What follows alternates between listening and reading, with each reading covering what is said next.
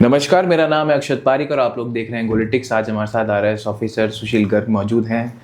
नमस्कार सर, कैसे हैं आप? नमस्कार सर, मैं एकदम बढ़िया sir, all good sir. Sir, सबसे पहले तो बहुत बहुत आपको शुभकामनाएं। 56th रैंक आपने हासिल करी है।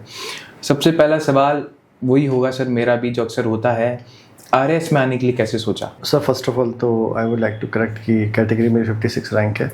एंड अगर मैं आरएएस की बात करूं तो सर क्योंकि मेरा एक्सपोजर गवर्नमेंट सर्विस की तरफ रहा, मैं एक अपने बीटेक कंप्लीट करने के बाद मैं एज अ गवर्नमेंट सर्विस मैंने अपना काम जो दिया वहाँ पर, तो वो एक्सपोजर जो मुझे मिला तो रोज़ आरएएस आईएएस वगैरह हम देखते थे और वो जो इंस्पिरेशन मुझे मिला वहाँ से कि यार हम भी ये कर सकते हैं, हम भी बन सकते हैं।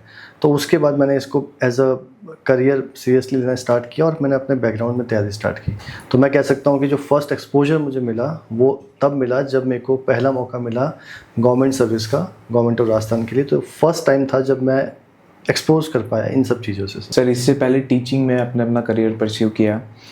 एक बीटेक स्टूडेंट जो टीचिंग में आता है और उसके बाद एडमिनिस्ट्रेटिव सर्विसेज में जाता है, इतनी ज़्यादा आपने चीज़ें चेंज करी, उसके पीछे क्या वजह रही है? सर ये कई बार एक डिबेटेबल टॉपिक हो जाता है और कई बार कॉन्ट्रडिक्ट भी होता है एक दूसरे से।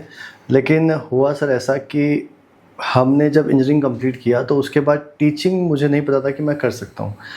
तो जब इनिशियली बीटेक कंप्लीट की तो उसके बाद लगा कि यार पैसों की तो ज़रूरत है सर, एक बेसिक फंडामेंटल है। अगर मेरे फादर साहब भी देखें वगैरह, तो मुझे ऐसा लगा कि क्यों ना मैं टीचिंग को परस्यू कर सकता हूँ साथ साथ। तो टीचिंग जब मैं करने लगा तो सर मुझे लगा कि यार ठीक ठाक पढ़ा सकते हैं। उसके बाद सर जब मैं गवर्नमेंट सर्विस में भी था तो दोनों चीज़ें साथ साथ चलती रही। मैं थोड़ा टाइम निकाल पाता, 1 घंटा वीकेंड्स वगैरह पे, तो मैं पढ़ाता था। और जब ये चीज़ें हो रही थी सर तो साइमल्टेनियसली मैं दोनों को चलता रहा। और टीचिंग से फिर जब गवर्नमेंट जॉब भी चल रहा है, टीचिंग भी चल रही है, और गवर्नमेंट जॉब में सर रोज़ ब्यूरोक्रेट्स को देख रहे हैं कि कैसे ग्राउंड लेवल पे वो चीज़ें चेंज कर रहे हैं। तब जाके सर मैंने ये डिसाइड किया कि यार मैं कहीं ना कहीं एडमिनिस्ट्रेटिव सर्विसेज की तरफ आ सकता हूँ सर। और ये भी तब जब सर मेरे को एटलीस्ट 6 to 7 ईयर्स लगे हैं आफ्टर माई बीटेक, और पिछले 10 सालों से मैं पढ़ा भी रहा हूँ कंटिन्यूसली। तो एक ये शिफ्ट हुआ है, पर कुछ चीज़ें एक साथ पैरेलल चल रही थी सर। इससे पहले भी सर गवर्नमेंट जॉब में रहे, उसके बारे में बताइए सर। सर एक्चुअली जब मैंने 2016 में अपना बीटेक कंप्लीट किया तो जो पंचायत राज डिपार्टमेंट राजस्थान गवर्नमेंट का, उसके लिए जूनियर टेक्निकल असिस्टेंट या JN या जूनियर इंजीनियर की पोस्ट आई थी।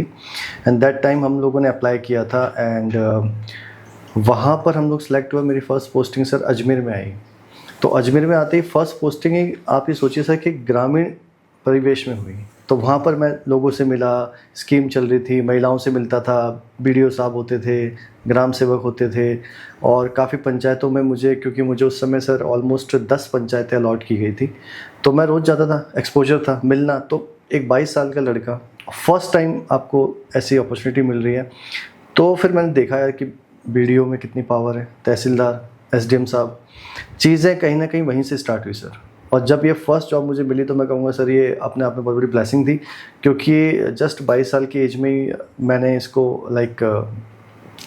हासिल कर लिया था। और मुझे आज भी याद है कि 2017 में जनवरी का मंथ था जब मेरी फर्स्ट डे था ऑफिस का, तो वो मुझे आज भी याद है, क्योंकि 16 के मई में हमने बीटेक को कंप्लीट किया था। और फिर एक ऐसा एक्सपीरियंस था सर कि मैं गाँव की लाइफ को उनके लोगों की नज़रों से देख पाया, वहाँ से बहुत सारी चीज़ें सीखी सर मैंने। ये मेरा एक एक्सपीरियंस था वहाँ पे। घर वालों का कितना सपोर्ट था? क्योंकि एक गवर्नमेंट जॉब छोड़ के दूसरी की तैयारी करना, और कई बार जब एक लड़का सेटल हो जाता है तो घर वाले थोड़े रिलैक्स हो जाते हैं कि चलो ठीक है अब हो गया है। पर जब आप उस गवर्नमेंट, क्योंकि गवर्नमेंट जॉब काफ़ी ज़्यादा एक ये कहें थोड़ा हाइप्ड है देश के अंदर, उसको छोड़ के अब दूसरे की तैयारी कर रहे हो, तो घर वालों का कितना सपोर्ट है? कहीं ना कहीं ये मुश्किल तो होता है। देखो ऑनेस्टली मुश्किल है, क्योंकि जो करता है मेरे जैसे जितने और भी लोग होंगे उन्हीं को पता है कि कहीं ना कहीं आपका बहुत चीज़ें आपको दाव पे लगानी पड़ती है। जैसे मैं सिंपल सी बात कहूँ कि अगर आप एक गवर्नमेंट जॉब में आप कर रहे हो तो आपकी लाइफ सेट है, क्योंकि आपको पता है कुछ टाइम बाद आपको चीज़ें बढ़ेंगी, आप सेट हो सकते हो, वहीं के वहीं रह सकते हो, लाइफ आपकी साइड चल रही, कोई इशू नहीं है। लेकिन मुझे लगता था यार कि एक बार बार वो चीज़ आती थी कि यार मैं कर सकता हूँ, कहीं ना कहीं हम भी इस जगह पे पहुँच सकते हैं। सोचना, फिर उसको अपने दिमाग में उस बारे में डिसाइड करना, फिर उसको कहीं ना कहीं हम धरातल पे लेके आना। तो मुझे लगता है कि घर वालों ने शुरू में मुझे बोला कि ये पागल हो गया है। रीज़न सर ये आपको पता ही है कि कोई भी इस तरह का डिसीजन करोगे आप तो घर वाले एकदम सपोर्ट नहीं करेंगे। बट मुझे लग गया था कि यार मैं इस फुल टाइम जॉब में पढ़ तो नहीं पाऊँगा, तो मुझे लगा कि गवर्नमेंट जॉब को थोड़ा ब्रेक लेकर टीचिंग तो चल रहा है और टीचिंग को ऐसे यूज़ करते हैं सर कि ये मेरी प्रिपरेशन में हेल्प करे, कि अगर मैं कोई सब्जेक्ट पढ़ाऊँ तो मेरे को प्रिपरेशन में हेल्प हो जाए और बच्चों को बेनिफिट मिले। तो ये काम मैंने साथ साथ किया और कहीं ना कहीं अपना फाउंडेशन स्टार्ट किया। तो फिर धीरे धीरे जब घर वालों को लगा कि यार फाइनेंशियली तो ये कुछ कर रहा है, तो ऐसा घर पे तो नहीं बैठा है, तो उसके बाद जब मैं ये प्रिपरेशन करने लगा तो मैंने सर पहले यूपीएससी के लिए किया। तो जो स्टैंडर्ड चीज़ें होती हैं वो सारा कंप्लीट किया। वो कंप्लीट करने के बाद मुझे लगा कि यार आरएस का एग्ज़ाम है, और इस बार जो 24 का जो आरएस का एग्ज़ाम आया नोटिफिकेशन, तो सिचुएशन कुछ ऐसी हुई सर कि इस बार मैं डिसाइड कर लिया था कि मुझे क्लियर करना है। सितंबर 2024 में नोटिफिकेशन आता है और तब मैं डिसाइड किया था कि यार मुझे करना है। घर वालों ने बोला ठीक है, अब भी तेरा मन है इसमें जाने का तो हम देख सकते हैं, लेकिन पैसे तो कमाने पड़ेंगे। तो सर साथ साथ में मैं टीचिंग भी करता था और उस चीज़ को मैनेज करके चलने की कोशिश करता था। एक बीटेक स्टूडेंट के लिए हिस्ट्री, ज्योग्राफी, सोशियोलॉजी पढ़ना कितना मुश्किल रहा? मैं कहूँगा कि चैलेंजिंग तो है। चैलेंजिंग सर इसलिए है क्योंकि जैसे आप एज अ बीटेक स्टूडेंट हो, आप साइंस के स्टूडेंट हो, इंजीनियरिंग के स्टूडेंट हो, आप फर्स्ट टाइम आप ज्योग्राफी पढ़ रहे हो, ठीक है, वहाँ थोड़ी बहुत साइंस का एस्पेक्ट आता भी है, लेकिन लेट से आपने पॉलिटी पढ़ा, आपको पता ही नहीं राष्ट्रपति, संसद, पार्लियामेंट कैसे क्या चीज़ होती है, क्या फंक्शन है, क्योंकि आप टेक्निकल चीज़ों में ज़्यादा लगे हुए हो। फिर आप उसके एक लेवल एक्सटेंड जाकर आप सोशियोलॉजी पढ़ते हो, मैनेजमेंट पढ़ते हो, इसमें अकाउंटिंग का भी एक पोर्शन है, फिर हिंदी व्याकरण, आप सोचिए कि हिंदी ग्रामर भी है। तो मैं आपको एक आगे बताऊंगा, इंटरेस्टिंग बात भी है सर कि मैंने इस एग्ज़ाम को क्लियर करने के लिए कुछ जो मेरा पर्सनल ओपिनियन है वो मैं आपको थोड़ी देर में बताऊंगा, लेकिन मैं एक पॉइंट ऐड करूंगा कि हिंदी ग्रामर मैंने पढ़ी ही नहीं। अभी बच्चों को सुन के शायद बहुत शौक लगेगा, क्योंकि जो 4th पेपर है 200 मार्क्स का, उसमें से 120 मार्क्स की हिंदी आती है सर और 80 मार्क्स की आती है इंग्लिश। अब तो पैटर्न चेंज हो गया, 26 में पैटर्न चेंज हो गया, लेकिन उस समय 50 मार्क्स की हिंदी ग्रामर आती थी और सब ये कहते थे कि अगर हिंदी आपने नहीं पढ़ी तो आप इस एग्ज़ाम को क्लियर नहीं कर पाओगे। और मेरे पास टाइम की बहुत कमी थी सर, मैं उस टाइम नहीं पढ़ पाया हिंदी। बीटेक स्टूडेंट होने के बाद में भी ये चीज़ मैं कह सकता हूँ कि चैलेंजिंग थी। अगर आपका इंटरेस्ट है ना तो आप कर लोगे सर। आप वो किस्सा बताने वाले थे हिंदी वाला? सर हिंदी वाला तो किस्सा कुछ इस तरह से रहा, अगर मैं आपको ऑनेस्टली बताऊं कि मेरे से और बहुत बेहतर स्टूडेंट्स भी रहे हैं और जो इस बार सेलेक्ट भी हुए हैं, लेकिन मेरा जो छोटा एक्सपीरियंस ये रहा कि एक तो सर हम साइंस के स्टूडेंट, 11th 12th सब साइंस से किया, तो हिंदी 10th में छूट चुकी थी, पेपर 4 में हिंदी आई, तो फिर मैंने सोचा कि इसको कैसे टैकल करें। और आपको ये भी बता दूँ, शायद सुन के बहुत बच्चे मुझसे एग्री करें या ना करें, मेरा पर्सनल ओपिनियन है, ना तो मैंने प्रीलिम्स के लिए कोई टेस्ट सीरीज लगाई सर, एक भी टेस्ट नहीं दिया। मेंस आंसर राइटिंग जो बहुत इंपॉर्टेंट है उसके लिए भी कोई टेस्ट नहीं दिया। अभी सुन के शायद बच्चों को लग रहा होगा कि मैं बहुत इस तरह से बात बोल रहा हूँ, लेकिन इसके पीछे एक रीज़न है। तो मैंने वो भी नहीं दिया, ना प्रीलिम्स के टेस्ट दिए ना मेंस के टेस्ट दिए। हिंदी के लिए सर मैंने सबको बताया, वर्ल्ड फेमस बुक है राघव प्रकाश जो बुक आती है, तो वो बुक मैंने खोली, और क्योंकि इंटरेस्ट ही नहीं आ रहा था मुझे उसमें, मैं कोई और सब्जेक्ट पढ़ रहा था, उसमें मज़ा आ रहा था, मैं सोचता 2 घंटे इसको पढ़ूंगा, लेकिन वो इंटरेस्ट डेवलप नहीं हुआ। तो वो कंटिन्यू सर मेंस का जो टाइम था 3-4 महीने का, उस टाइम पे क्या हुआ सर कि मैं 1-1 घंटे लेता रहा, कुछ पढ़ता रहा, लेकिन मुझे एक बार लग गया कि मेरे से नहीं हो पाएगा। तो मैं सोचता था कल उसको मैं कर ही नहीं पाया सर, और उसकी वजह से मुझे कहीं ना कहीं लगा कि इसको कॉम्पनसेट कहाँ करें। तो दूसरे सब्जेक्ट्स पे मैंने ध्यान दिया। इंग्लिश में मुझे लगता है मैंने थोड़ा ठीक ठाक स्कोर किया है कहीं एज कम्पेयर की जो हिंदी ग्रामर है, तो मुझे लगता है बहुत ही मैं अच्छा खासा पोर्शन छोड़ के गया सर उसका। सर तैयारी करता रहता है एक एस्पिरेंट, और कई बार ऐसा होता है कि लगातार कई बार आपको फेलियर भी झेलना पड़ता है, पार्ट ऑफ लाइफ है। तो कई बार उस समय विचार नहीं आता, यार डर नहीं लगता कि यार एक गवर्नमेंट जॉब में छोड़ के आ चुका हूँ, अगर इधर नहीं हुआ तो क्या करेंगे, उसको ओवरकम कैसे करते हैं? क्योंकि बहुत सारे स्टूडेंट्स इस प्रॉब्लम से गुजरते हैं। साथ ही साथ कई बार वो भी विचार आते हैं कि फैमिली को क्या जवाब दूंगा, फैमिली कैसे रिएक्ट करेगी, सोसाइटी क्या बोलेगी, उन सबको कैसे हैंडल करते हैं? अब सर आपने ये बात बोली तो मुझे ऐसा लगता है कि हाँ ये मुश्किल होता है कि जब आप एक गवर्नमेंट जॉब में हो और फिर आप छोड़ के उसको आगे बढ़ने की कोशिश करते हो, तो मुझे लगता है सर पहले लोग आप पे डाउट करना स्टार्ट करते हैं। ऑनेस्टली बता रहा हूँ, वो बोलेंगे यार ठीक है कुछ लोग तो उस समय मुझे अभी भी याद है कि कुछ लोग तो ये तक कहने लगे थे कि इसकी गवर्नमेंट जॉब लगी भी थी क्या, मतलब क्योंकि वो प्रैक्टिकली साथ नहीं थे तो उन्होंने देखा नहीं कभी क्या हुआ क्या नहीं हुआ तो लोग आप पे डाउट स्टार्ट करते हैं। फिर आप क्योंकि ये प्रोसेस बहुत लंबा है, 2 से 3 साल, और सर कहीं भी किसी भी स्टेज पे आप फेल होते हैं तो मैं कहूँगा आपके 5 साल गए, क्योंकि नेक्स्ट साइकिल के लिए आप 2 साल मान के चलिए। तो जब वो इतना बड़ा टाइम पीरियड था तो मुझे कई बार ऐसा, मेरे फ्रेंड्स भी साथ में थे तो वो भी प्रिपरेशन कर रहे थे, बहुत लोगों ने से छोड़ दी, मैं आपको ऑनेस्टली बता रहा हूँ। कुछ लोग सेटल हो गए, कुछ लोग प्राइवेट कंपनी वगैरह में चले गए। मुझे उस समय लगता था कि लगे तो रहेंगे, कुछ ना कुछ तो हमें यहाँ मिलेगा, अगर आप ऑनेस्टली लगे रहेंगे तो फ़ायदा है।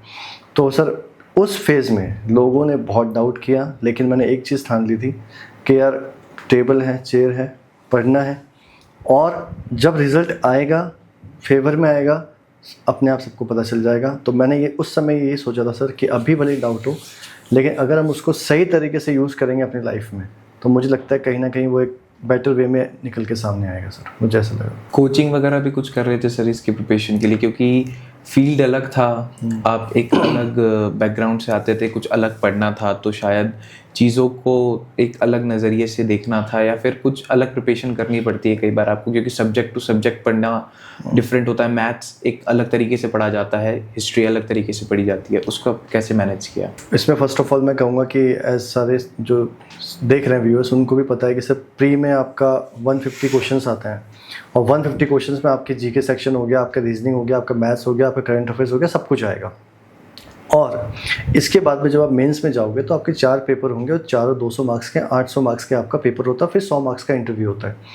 तो मैं ये कहूँगा कि इसको मैनेज करने का सबसे इम्पॉर्टेंट जो आपने क्वेश्चन पूछा, मुझे लगता है आपका इन्वेस्टमेंट कहाँ पे कर रहे हो आप इस सब्जेक्ट में, या इस सिलेबस को आप उठाइए, प्रीवियस ईयर जो ट्रेंड है कि क्वेश्चंस कहाँ से पुटअप हो रहे हैं आप उसको देखो। मैंने सिंपल ये किया था सर कि जिन सब्जेक्ट का वेटेज बहुत ज़्यादा है, वेटेज ज़्यादा है और पता है कि इसमें से क्वेश्चन आएगा, फॉर एग्जांपल आप मैथ्स रीजनिंग ले लो, 150 में से हर बार 20 क्वेश्चन उसके आते हैं, ठीक है, फिक्स्ड है, हर स्टूडेंट को फिक्स्ड है।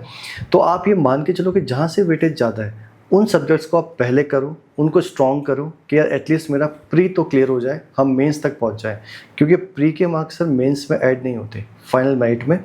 तो मैंने ये अप्रोच ही अपनाया था कि सर जो हाई वेटेज सब्जेक्ट्स थे उनको पहले किया, और कुछ सब्जेक्ट्स तो मैंने छोड़ ही दिए सर, मैं आपको ऑनेस्टली बता रहा हूँ, क्योंकि मैं CBSE से था, RBSE राजस्थान GK वगैरह इतना स्ट्रॉन्ग था ही नहीं, कभी पढ़ा ही नहीं कभी आज तक, तो बहुत चीज़ें मुझे छोड़नी पड़ी। बट मैंने वेटेज उनको ही दिया सर जिसका weightage exam point of view से ज़्यादा था।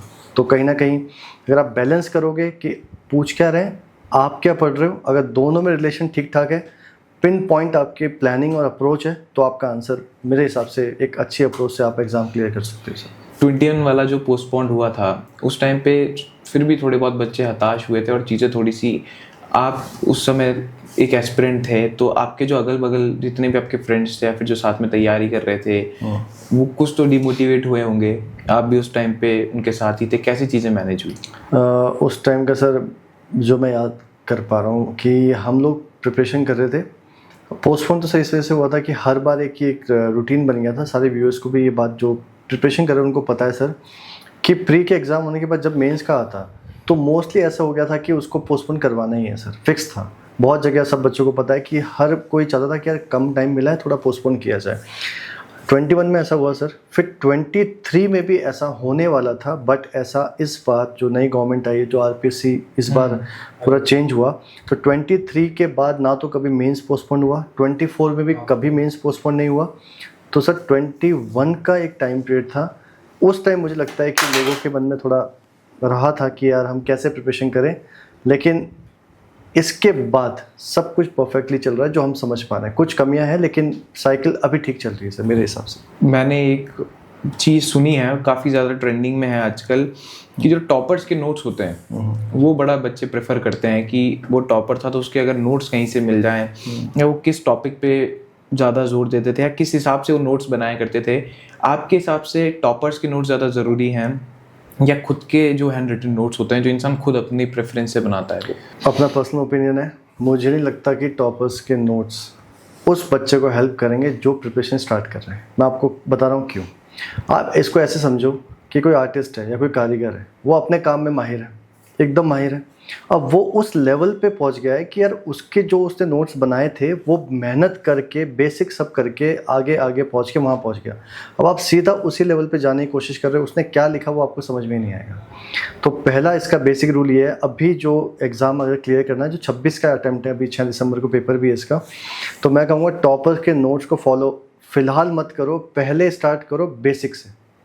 आपको पता है कि RBSE और NCERT ये आपकी बेसिक किताबें हैं, हर एक जगह अवेलेबल है। आप पहले इनको पढ़ो, एक बेसिक आइडिया लो कि भाई होता क्या है, ठीक है। राष्ट्रपति का चुनाव कैसे होता है, प्रधानमंत्री नियुक्ति कैसे होती है, संसद का क्या रोल है, इंटरनेशनल रिलेशन में क्या हो रहा है, मोदी जी कहाँ विजिट कर रहे हैं। तो आपको बेसिक आइडिया तो लो कम से कम। वो बेसिक आइडिया लोगे, फिर आप उनकी जो मूल किताबें स्टैंडर्ड बुक्स हैं, अभी बहुत जो व्यूअर्स हैं उनको पता भी होगा कि हमारे ऑनरेबल जो अभी RPC के कार्यवाहक अध्यक्ष हैं कर्नल KC सिंह राठौड़ साहब, तो उन्होंने भी एक इंटरव्यू में ये कहा था मीडिया बाइट में कि बच्चे मूल किताबें पढ़ें, क्योंकि RPSC डायरेक्टली वहाँ से क्वेश्चन पुटअप कर रही है। तो मैं कहूँगा कि टॉपर्स के notes as a supplement use करो, उसको बेस मत बनाओ, क्योंकि उसने अपने हिसाब से बनाए। आपकी कमी अलग है, आपकी स्ट्रेंथ, आपकी वीकनेस अलग। आपका कोई सब्जेक्ट अच्छा हो सकता है, कोई कमज़ोर हो सकता है। पहला बेसिक पढ़ो, उसके बाद खुद के नोट्स बनाओ। लेकिन उसके लिए क्या कीजिए कि जितने भी नोट्स मार्केट में अवेलेबल है उसमें से एक कोचिंग का या जो आपको अच्छा लगता है उसको बेस बनाओ, और दूसरी चीज़ें उसमें ऐड ऑन करो। बस डालते रहो, अपने नोट्स अच्छे बनाते रहो। आप सीधे जाके किसी का नोट्स ले लोगे, मुझे नहीं लगता वो इतनी हेल्प कर पाएगा। क्योंकि प्रॉब्लम यह है सर लास्ट में इसमें कि मेंस एग्ज़ाम में आपको लिखना है, तो वहाँ तो आपको सोचना पड़ेगा। अब आप किसी के नोट्स लेके भी आ गए तो आप सोच के लिखोगे कैसे, क्योंकि पेपर जो बन रहा है बहुत ज़्यादा एनालिटिकल अप्रोच पे है। आपको सोचना पड़ेगा, थिंकिंग करनी पड़ेगी, वो नहीं हो पाएगा फिर। तो इस वजह से मुझे लगता है कि यार समझने पे जोर देना चाहिए, ना कि डायरेक्टली नोट्स पे। तो खुद के नोट्स सब बेस्ट है मेरे हिसाब से। जब एक एस्पिरेंट प्री देता है और मेंस जब देने जा रहा होता है, जैसे प्री देता है उसका सिलेक्शन हुआ, तो उस टाइम पे सर खुशी मनाई थी या फिर उस खुशी को दबा के रखा था कि जब पूरा एक साथ ही बन के निकलूँगा तब ढंग से सेलिब्रेट करेंगे? सर ऑनेस्टली बताओ, आपने बिल्कुल सही कहा कि उस समय वो खुशी दब गई थी सर। मैं आपको बताऊं क्यों। आपने प्री का पूछा कि प्री एग्ज़ाम, क्योंकि मुझे आज भी क्लियरली याद है सर कि 2 फरवरी 2025 को प्री का एग्ज़ाम था, 24 वाला प्री 5 महीने बाद था। तो प्री देने के बाद उसका रिज़ल्ट जो है वो 18 दिन में आ जाता है, 18 से 20 दिन में। तो मुझे आज भी शाम को, मैं और मेरी माता जी हैं, तो उनको ट्रीटमेंट के लिए हम शायद हॉस्पिटल जा रहे थे, तो हम एंटर ही कर रहे थे कि ऐसा न्यूज़ आने लगी कि रिज़ल्ट आ गया है, मतलब प्री का रिज़ल्ट आ गया है। तो फिर देखा, सर्च किया, रोल नंबर था, तो एक अंदर से तो खुशी हुई कि हाँ चलो एटलीस्ट प्री तो पास कर लिया, अब मेंस पे देखेंगे करना क्या है। तो मम्मी भी साथ में थी, तो घर वाले मतलब खुश हुए कि हाँ चलो यार एक हर्डल तो पास किया हमने। तो खुशी इसलिए महसूस नहीं हुई सर क्योंकि उससे कुछ होना नहीं था। मेंस भी बाकी था, इंटरव्यू भी बाकी था, और फिर मेरिट लिस्ट भी बाकी है। तो आप ये कह सकते हो बस देखा, चुपचाप हुआ, 2 दिन बाद फिर पढ़ाई पे लग गए और मेंस की स्टार्ट कर दी सर। मेंस के बाद भी नहीं मनाई खुशी? मेंस के बाद भी नहीं मनाई सर। मेंस के बाद भी मुझे, अगर आप मेंस का एक्सपीरियंस पूछे मुझसे, तो मुझे आज भी याद है कि 8 अक्टूबर 2025 को रिज़ल्ट आया था। तो फरवरी में प्री एंड 8 अक्टूबर 2025 को रिज़ल्ट आया। तो ऐसा लग रहा था कि आज आने वाला है, आज आने वाला है। तो करते करते मुझे भी याद है कि मैं पूरे दिन हम सोच रहे थे कि कब आएगा कब आएगा। लेट हो गया था। तो आई थिंक 9 सवा 9 के बीच में रिज़ल्ट आ गया था। तो मुझे लगा कि यार मेंस क्लियर नहीं हुआ तो इंटरव्यू तो कोई मतलब ही नहीं है। तो मेरा एक छोटा भाई है, मैंने मुझसे देखा नहीं जाता रिज़ल्ट, तो मैंने सोचा यार क्या, क्योंकि नहीं चाहते, तो मैंने अपने छोटे भाई को बुलाया, उसको मैंने बोला कि रिज़ल्ट चेक कर। तो उसने चेक किया एंड उसने बोला कि रोल नंबर है। मैंने कहा एक बार वापस चेक कर ले, क्योंकि कुछ बच्चे डिसक्वालीफाई होते हैं, उनके भी रोल नंबर होते हैं उसमें, तो जल्दी जल्दी में कुछ और खुशी मना दे। तो अच्छे से चेक किया, तब भी मुझे यकीन नहीं आया। फिर 2-4 फ्रेंड्स से बात की, तब चेक किया, हाँ भाई मेंस क्लियर हो गया। तब सर मुझे लिटरली खुशी हुई। तब मेरी वहाँ घर पे भी बहुत लोगों को ये बात 2-3 लोगों में थी सर घर पे, क्योंकि आपको पता है फिर किसी और को बताओगे, जब तक आप पूरा क्लियर नहीं करोगे लोग कहेंगे ठीक है ये तो कोई बड़ी बात नहीं है। लेकिन अगर आपने मेहनत किया तो आपको खुशी महसूस होती है। तो वो क्लियर हो गया, फिर इंटरव्यू कॉल हो गया। तो फिर मुझे लगा कि हाँ कुछ तो हम पास पहुँच रहे हैं, अब बस एक ही स्टेप है जो बाकी है। तो उस दिन तो मैं बहुत खुश हुआ और लिटरली अब मुझे लगा कि यार हाँ बहुत करीब है, कहीं ना कहीं कुछ अच्छा तो होगा सर। तो मुझे ऐसा लगा, वो एक पर्सनल मोमेंट था सर। इंटरव्यू मतलब जब एक एस्पिरेंट प्री मेंस के बाद जब इंटरव्यू में जाता है, वो जब अपनी बारी का इंतज़ार कर रहा होता है, तब उसके दिमाग में क्या चल रहा होता है? सर ये बहुत ही रोचक किस्सा है अगर मैं आपको बताऊं। मैंने कभी आरपीएससी का इंटरव्यू दिया नहीं था, ठीक है। ऑल्दो सर मैं आपको बताऊं कि मैंने एसएसबी दे रखे हैं, मैंने 6 एसएसबी दे रखे हैं for army, navy and air force. But मुझे आज भी याद है 11 मार्च 2026, अभी मार्च में मेरा इंटरव्यू था, 12:45 की रिपोर्टिंग टाइम था। तो उस दिन सर क्या हुआ कि जब क्योंकि इंटरव्यू था तो मैं इनफैक्ट मैं कोचिंग में ही पढ़ा रहा था जयपुर। आप ये सोचिए सर, मैं 1 मार्च को जयपुर से अजमेर गया हूँ, तो मेरी फैमिली अजमेर में रहती है। तो 1 मार्च को गया हूँ, 11 मार्च को इंटरव्यू, और मैंने कोई तैयारी नहीं की है सर ऑनेस्टली। अब कुछ बच्चे बोलेंगे कि यार ये कैसे हो सकता है, ये पॉसिबल नहीं है। बट अगर आप इंटरव्यू मार्क्स देखें आप मेरे, तो बहुत अच्छे मार्क्स हैं, 56 मार्क्स हैं आउट ऑफ 100। ऑन एवरेज बच्चों को 30-35 मार्क्स मिले, तो 56 मुझे पर्सनल लगा कि मार्क्स बहुत अच्छे हैं, क्योंकि 67 हाईएस्ट थे और बहुत कम बच्चे ऐसे थे जिसके 55 से ऊपर मार्क्स हों।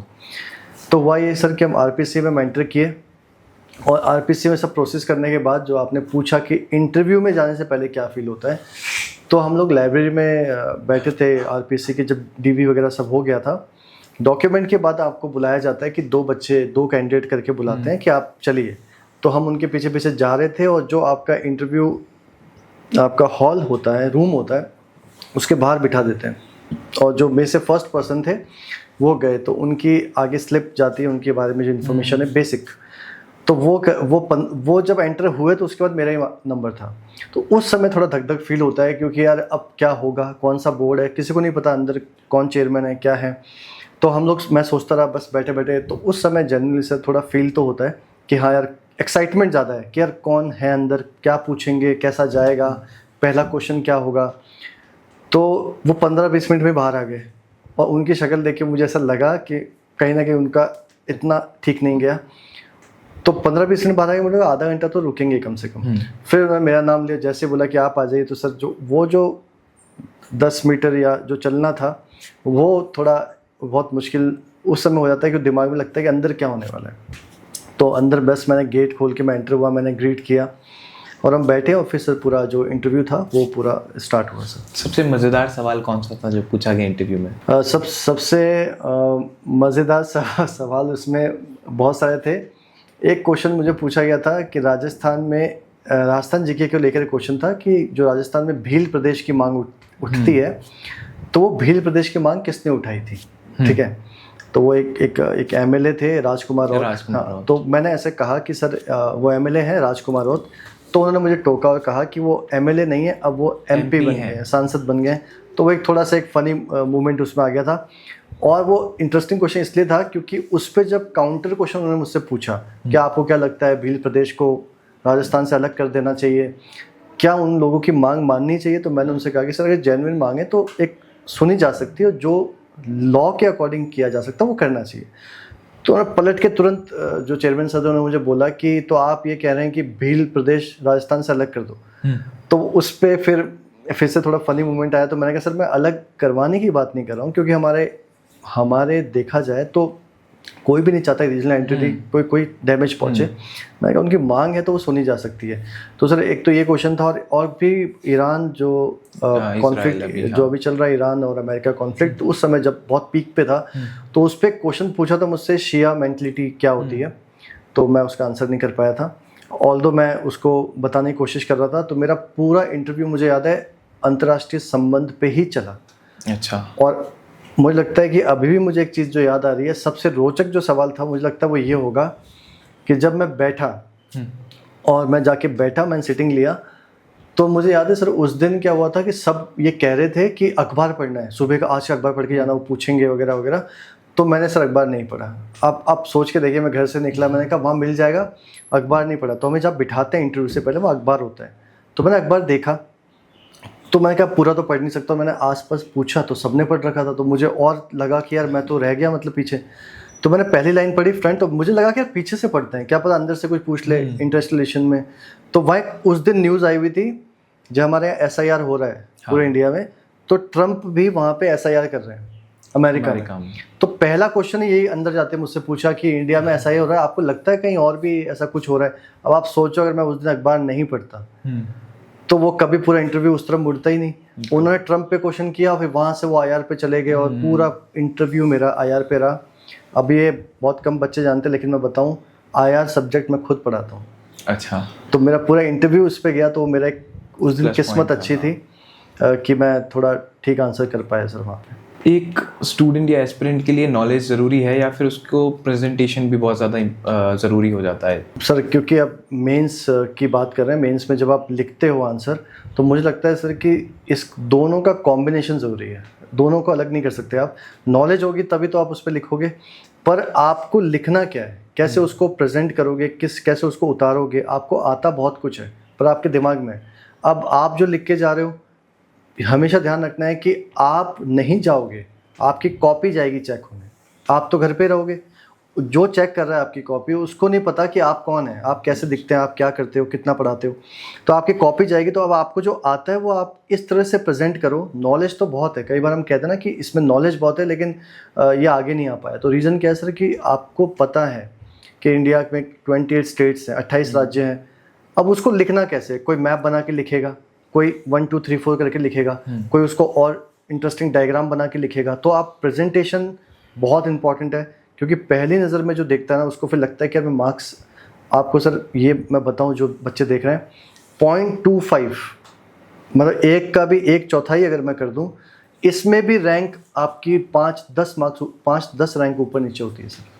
तो बहुत डिफरेंस नहीं है सर। अगर कोई फर्स्ट रैंक पे भी है और कोई लेट्स से 500 रैंक पे भी है, तो कुछ मार्क्स का ही डिफरेंस है, पर वो कुछ मार्क्स लाने में तो सब कुछ है सर। एक एस्पिरेंट जब वो पढ़ना स्टार्ट करता है और जब वो अपनी हर्डल्स पार करता हुआ उस ऑफिसर की कुर्सी तक पहुंचता है, उसको तो अच्छा लगता ही है, पर एक सोशल स्टेटस भी होता है। क्या अब जो लोग आपको ये कह रहे थे, जो रिलेटिव्स या फिर जो फैमिली मेम्बर्स मान नहीं रहे थे कि उनकी गवर्नमेंट जॉब लगी थी, अब उनके फ़ोन आते हैं? सर ये तो बहुत ही आपने ऐसा क्वेश्चन पूछा कि ये बिल्कुल हुआ सर। मैं आपको ऑनेस्टली बता रहा हूँ, ऑल्दो मैं अपनी इस रैंक में और अपनी इस प्रिपरेशन को और बेहतर कर सकता था, क्योंकि पर सर क्या हुआ कि जिस दिन रिज़ल्ट आया तो इत्तेफाक से क्या था कि मैं अपने घर पे था, मेरा होम टाउन, तो पापा मम्मी और सारी जॉइंट फैमिली और सब वहीं थे। तो रिज़ल्ट आया तो हुआ ये कि कुछ टाइम बाद जो फैमिली ग्रुप में मैसेज पता लगा कि रिज़ल्ट आ गया और सिलेक्ट हो गए ऐसे, तो मेरे पापा को सर उस दिन मेरे हिसाब से कम 150-200 फ़ोन आए होंगे पूरे दिन बहुत फ़ोन आए थे, क्योंकि वो एक समाज के भी लोग खुश होते हैं, तो मोस्टली उनके फ़ोन थे जान पहचान वालों के। तो वो तब आने लगे, आप सोचिए सर कि वो लोग जो कभी, ये फैक्ट है सर, लाइफ का ये फैक्ट है, अगर आप कुछ करोगे तो लोग आपको पूछेंगे, कुछ नहीं करोगे तो आप वहीं रह जाओगे। वो लोग अब फ़ोन करते हैं, बेटा हमें तो पहले ही पता था कि कुछ होगा, ये होगा, वो होगा। लेकिन सर लिटरली बता रहा हूँ, उनमें से बहुत लोग ऐसे होते हैं, हर एक की लाइफ में होते हैं, जो उस समय ट्रस्ट नहीं करते। वो बोलते हैं ठीक है, कर रहे हैं प्रिपरेशन, लगे हुए हैं सालों से, कुछ तो हो नहीं रहा, टाइम ख़राब हो रहा है, शादी भी नहीं कर रहे हैं, ये भी नहीं कर रहे हैं। तो जब सिलेक्शन हुआ तो पूरा बिहेव, जो उनका व्यवहार है वो पूरा चेंज हो गया सर। अब तो फिर कम्प्लीटली, जैसे कहते हैं ना कि एकदम से इज्जत देने लग गए। तो थोड़ी वो वाली फीलिंग उस टाइम आती है, पर वो उसके लिए कुछ करना पड़ेगा आपको। तो हाँ, अब लोग काफ़ी चेंज हो जाते हैं, लेकिन मुझे लगता है कहीं ना कहीं वो ये सोचते भी हैं कि इसका हो क्यों गया, क्योंकि एक फीलिंग सबकी अलग से आती है सर, और ये फैक्ट है, ह्यूमन नेचर है, हमेशा कंपटीशन की भावना लगी रहेगी। तो ये है। आपने शादी का जिक्र किया, जब आप तैयारी कर रहे होंगे और जब पहली वाली गवर्नमेंट जॉब लगी थी, उसके बाद भी काफ़ी रिश्ते आए होंगे। हाँ। और अभी जैसे ही सिलेक्शन हुआ तो अभी भी रिश्ते काफ़ी आए होंगे, तो अभी क्या प्लान है सर आगे? सर अभी मैं आपको बताऊं, ये है कि सर मैं ऑलरेडी मैरिड हूँ। अच्छा। मेरी शादी हो गई है, और ये अब इसमें भी बहुत इत्तेफाक की बात है सर। आप ये देखो कि मैंने प्री एग्ज़ाम क्लियर किया, ठीक है, प्री मैंने दे दिया, उसके प्री और फिर मैंने मेंस दिया, मेंस और इंटरव्यू के बीच में शादी हुई है। अच्छा। तो पर मैंने उस समय अब मैं चाहता, क्योंकि अगर आपको कोई सही पार्टनर मिल जाए तो मेरे हिसाब से कर लेनी चाहिए। तो उस समय मुझे लगा, घर वाले भी कह रहे थे, मुझे भी लगा कि हाँ यार कर लेनी चाहिए। तो मैंने सर रिज़ल्ट का वेट नहीं किया, मैं आपको सच कह रहा हूँ। रिज़ल्ट तो 4-5 महीने बाद आ ही गया था, लेकिन मेरी शादी आई थिंक दिसंबर में ही मैंने कर ली थी। तो मुझे उसका इतना कोई वो नहीं है, बट हाँ मैं शुरू में भी कर सकता था, पर मुझे लगा सर एक पर्टिकुलर जब मुझे महसूस होगा कि करनी चाहिए तो मैंने की सर। कुछ चेंजेस आए उसके बाद लाइफ में, या फिर प्रिपरेशन में, या फिर किसी भी चीज़ में? उसके बाद सर मैं ये कह सकता हूँ जो मैंने महसूस किया कि सेंस ऑफ रिस्पॉन्सिबिलिटी आती है सर, ये तो आएगी। मतलब जिम्मेदारी, पहले आप अकेले हैं तो आपको लगता है कि आप कहीं भी जा सकते हैं, आ सकते हैं, आप रिस्क उठा सकते हो ज़िंदगी में। फिर अगर आप इस बंधन में बन जाते हैं तो फिर इस तरह से इसको देखना चाहिए पॉजिटिव वे में कि अगर आपका पार्टनर आपको सपोर्ट कर रहा है तो मुझे नहीं लगता कि कोई प्रॉब्लम है। तो उसके बाद में सर उसके कुछ टाइम बाद ही मैं इंटरव्यू की प्रिपरेशन में लग गया था, टीचिंग के लिए जयपुर आ गया था। तो थोड़ा सेक्रीफाइस तो होता है, बट मुझे लगता है सर एक रिस्पॉन्सिबिलिटी फीलिंग आपके दिमाग में हमेशा रहती है, हमेशा। राजस्थान में ही अलग अलग संभागों में जो बोली है वो अलग अलग बोली जाती है, तो क्या अब ऐसा कुछ आ रहा है या फिर आरपीएस ऐसा कुछ सोच रहा है कि जो प्रॉपर रीजनल लैंग्वेज है उसको भी जोड़ा जाए आरएस के जो भी पेपर होते हैं उसके अंदर? सर मैं आपको, मुझे लगता है ऐसा कुछ भी प्लान नहीं है, ऐसा कोई प्रस्ताव भी नहीं है और ऐसी कोई बात है भी नहीं। और इसका लॉजिकल आंसर ये है, फैक्ट वाला, कि अगर हम देखें तो कॉन्स्टिट्यूशन जो संविधान की 8वीं अनुसूची है उसमें 22 भाषाएं हैं, ऑफिशियल लैंग्वेजेस हैं। और राजस्थानी को लेकर बहुत ज़्यादा मांग उठती रही है और बहुत हमारे जो पॉलिटिशियन हैं उन्होंने भी उठाई। प्रॉब्लम सर यही है, दिक्कत ही आपके जो आपने क्वेश्चन पूछा उसी में आंसर है। हर कुछ किलोमीटर में हमारी लैंग्वेज चेंज होती है। प्रॉब्लम यह है कि हम किसको राजस्थानी माने, क्योंकि वो तो रैपिडली चेंज हो रहा है, बहुत ज़्यादा चेंज हो रही है। मारवाड़ी अलग हो गया, ढूंढाड़ी अलग हो गया, तो राजस्थानी एज ए लैंग्वेज एक बनना थोड़ा मुश्किल लग रहा है, क्योंकि लिखावट अलग है, स्क्रिप्ट अलग है। कुछ टाइम बाद आप जाओगे तो थोड़ी थोड़ी अलग टाइप से मिलती है हर क्षेत्र में। तो मुझे लगता है कि पहला तो ये एग्ज़ाम में तो ऐसा कुछ होना ही नहीं है। और अगर ये लैंग्वेज मैं कहूँ कि हमारे जो रोज़ डेली के कामकाज हैं उसमें भी शामिल हो जाए तो मुझे लगता है ज़्यादा अच्छी बात होगी। आरपीएससी लेवल पे मुझे नहीं लगता सर ऐसा कुछ होगा, क्योंकि इस पे एक कॉमन कंसेंसस है नहीं। प्रॉब्लम ये है सर। आरएएस चुना, यूपीएससी में भी जा सकते थे आप, आईएएस आईपीएस भी सोच सकते थे, क्या वजह रही? सर ऑनेस्टली बताओ तो मैंने यूपीएससी के अटैम्प्ट दिए थे एंड उस टाइम में फुल प्रिपरेशन से, एक मेरी सबसे बड़ी जो कमी मुझे लगी कि मैंने कभी भी 24/7 रह के पढ़ाई नहीं की। मतलब फुल सीरियस होकर पढ़ाई नहीं की। मैं पढ़ रहा हूँ, ठीक है, साथ में ऑफिस भी जा रहा हूँ, साथ में टाइम मिल रहा है, पढ़ा भी रहा हूँ। तो वो चीज़ें इस तरह से हुई कि मैं कम्प्लीटली यूपीएससी पे नहीं गया। रीज़न ये है कि सर वहाँ पे अनप्रेडिक्टेबिलिटी बहुत ज़्यादा है। तो मुझे लगा कि उसके लिए अलग से बहुत टाइम देना होगा, वो मेरे पास था नहीं। अटैम्प्ट मैंने दिए, वो मेरे क्लियर नहीं हुए। बट आप ये कह सकते हो कि जैसे बच्चे होते हैं, हाँ दे के देख लेते हैं यार कैसा पेपर आएगा क्या है, तो वो दिया था। पर कभी उसको सीरियस प्लान बना के मैंने नहीं सोचा, कभी भी नहीं सोचा। अब शायद मैं अगर सोचूंगा फ्यूचर में तो अलग बात है, लेकिन उस टाइम नहीं सोचा सर कि उसके लिए टाइम चाहिए सर। वो पेपर मतलब यूपीएससी पेपर देने के बाद क्या उससे कुछ फ़ायदा मिला आरएएस के अंदर? उससे सर मुझे लगता है सबसे बड़ा फ़ायदा ही उससे मिला है मुझे। जो बच्चे ये सुन रहे हैं मैं उनको ये ऑनेस्टली बताऊँ, रीज़न क्या है सर कि यूपीएससी की तैयारी में आप जो किताब पढ़ते हो, तो लेट्स सपोज़ कि आपने संविधान पढ़ा, तो आपके उसके सारे कॉन्सेप्ट पढ़े, सब कुछ पढ़ा। अब उसके बाद जब आप आरएस के एग्ज़ाम में आते हो तो अगर आपके कॉन्सेप्ट स्ट्रॉन्ग है तो आप फैक्ट पे पकड़ जल्दी से कर लोगे कि अच्छा क्या क्या चीज़ें हो रही हैं। लेकिन आपका कॉन्सेप्ट ही कमज़ोर है, कभी भी आप फैक्ट पे कितना भी कर लीजिए, आप अच्छा स्कोर एग्जाम में नहीं कर पाओगे। तो यूपीएससी में फ़ायदा ये हुआ, मैंने वो सारी किताबें पढ़ ली जो यूपीएससी के लिए पढ़ते हैं, राइट। तो लक्ष्मीकांत हो गया, स्पेक्ट्रम हो गया, Bipin Chandra, Nitin Singhania art and culture के लिए, तो मैंने पढ़ के इवन सर मैंने उसके नोट्स भी रेडी किए शॉर्ट्स में। तो वो मुझे इस एग्ज़ाम में बहुत फ़ायदा हुआ, क्योंकि जब मेंस था तो मेरी कुछ चीज़ें मेरी तैयार थी, तो मुझे थोड़ा फ़ायदा हुआ सर उसका।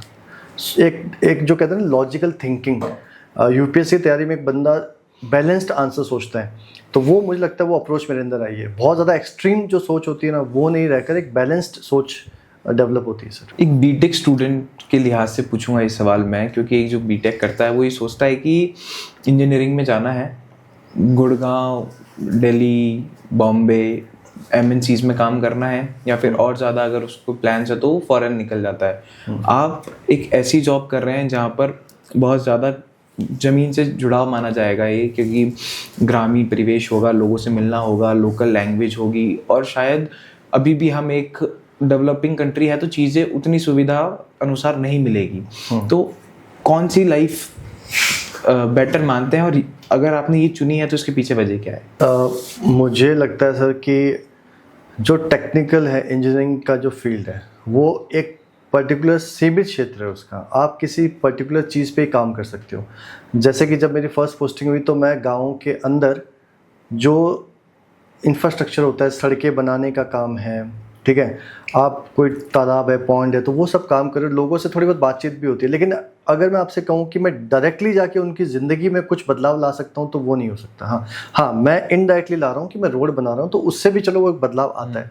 लेकिन जब आप प्रशासनिक सेवा में आते हो तो मुझे लगता है कि आपके पास, सबको पता है, पावर तो आती है, उस पावर का आप सही से इस्तेमाल करो तो आप तुरंत किसी को भी राहत दे सकते हो। किसी भी इंसान को अगर उसको प्रॉब्लम है, जितना आपके कानूनन रूप से आप कर सकते हो तो आप तुरंत उसको राहत दे सकते हो, आपके हाथ में। प्लस आप उसके लाइफ को डायरेक्टली इम्पैक्ट करते हो, आप प्रत्यक्ष रूप से उसकी ज़िंदगी में बदलाव ला सकते हो। क्योंकि मैंने सर वहाँ बहुत देखा कि लोग मतलब बहुत छोटी छोटी चीज़ों के लिए परेशान हो रहे हैं, जो असल में कोई प्रॉब्लम है नहीं, मतलब उनको अवेयरनेस नहीं है। तो वो चीज़ें अगर एक प्रशासनिक अधिकारी ठान ले कि यार मैं कुछ तो करूँगा, मतलब ये प्रॉब्लम ठीक हो, तो वो चीज़ें वो जल्दी से ठीक कर सकता है। तो टेक्निकल चीज़ें जो है, उससे आप वे ऑफ लिविंग अच्छा कर सकते हो किसी इंसान का। कोई रहता है, उसके घर के बाहर आपने सड़क बना दी तो उसकी ज़िंदगी का स्तर थोड़ा अच्छा हो जाएगा। लेकिन उसके अवेयरनेस, स्कीमों के बारे में पता हो, उसकी तकलीफ़ें दूर हो, बेसिक जो काम उसके होने चाहिए वो काम कौन करेगा? तो मुझे लगता है प्रशासनिक सेवा से बेहतर और कोई नहीं कर सकता सर। क्योंकि 99% हम सबको कभी ना कभी तो वो काम, कोई ना कोई काम पड़ता ही है सर। तो मुझे लगता है वो डायरेक्टली लाइफ को इम्पैक्ट करता है सर। आरएस की तैयारी कैसे शुरू करी सर, और कोई इंस्पिरेशन या कहीं प्रेरणा स्रोत कैसे रहा? सर आरएस की तैयारी मैंने जो स्टार्ट की, उसका मेन इंस्पिरेशन तो मैं कहूँगा कि जो मेरा इनिशियली मैंने आपको बताया कि जो एक्सपोजर हुआ फॉर द फर्स्ट टाइम, ठीक है, जो ग्रामीण परिवेश में, तो वहाँ मेरे को समझ में आया कि प्रशासनिक सेवा से बहुत चीज़ें अच्छी की जा सकती है, थोड़ी लाइफ उनकी बेहतर की जा सकती है। और दूसरा मुझे लगा कि यार एज अ करियर अपॉर्चुनिटी ये बहुत अच्छी चीज़ है, और एक करियर के रूप में इसको अपनाना मेरे हिसाब से एक मिडिल क्लास फैमिली के लिए एक बेस्ट चीज़ है। तो दोनों एस्पेक्ट सोचना ज़रूरी है, आप एक पे नहीं सोच सकते, दोनों का मिक्स लेके चलना है।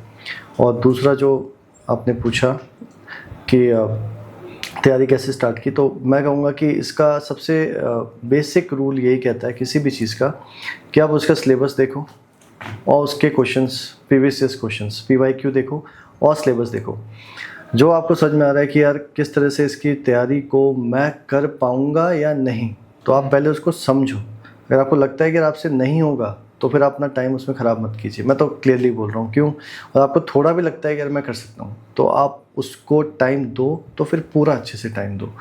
तो क्योंकि ये ऐसी सर्विस है जिससे आप बहुत कुछ कर सकते हो, प्रैक्टिकली बहुत कुछ कर सकते हैं।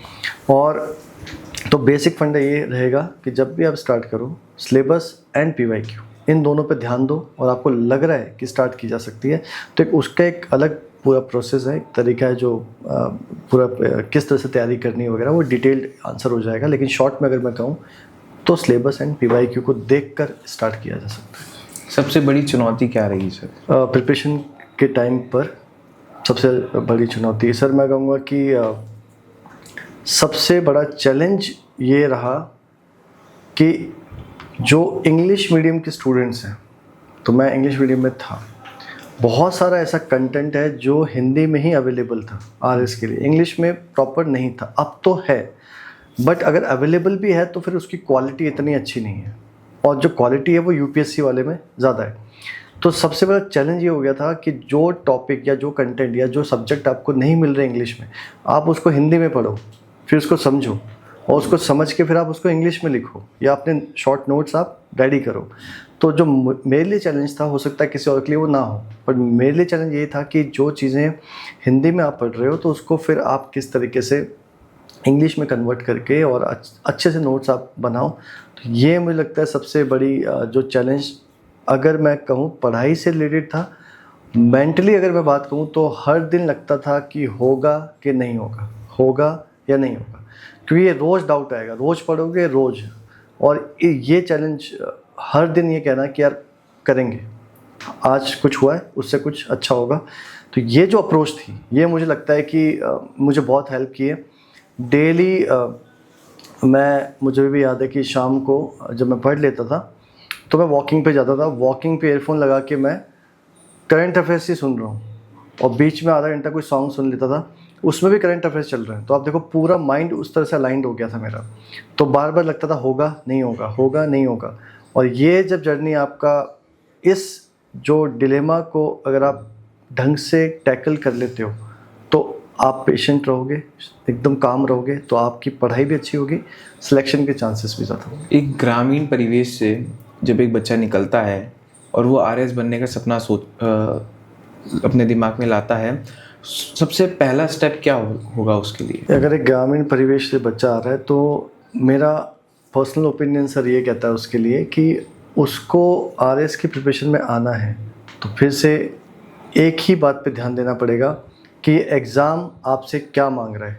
जब तक इसका आंसर आपको नहीं पता कि भाई कितना मुझे टाइम देना पड़ेगा, कितना पढ़ना होगा, कितना इस साइकिल में टाइम जाएगा, 2-3 साल, उसके बाद कैसी ज़िंदगी मेरी होगी और एज ऑफिसर क्या लाइफ आपकी बदलेगी। जब ये 4-5 चीज़ें आप समझोगे ग्रामीण परिवेश का बच्चा कि वो रेडी है 2-3 साल के लिए, क्योंकि सर कई बार ऐसा भी होता है कि आपको पता है कि हर किसी को जॉब चाहिए और सर जल्दी जॉब चाहिए, तो वो सोचता है कि पहले कोई भी मिल जाए, वो लेके फिर आगे से आगे हम तैयारी करते रहेंगे।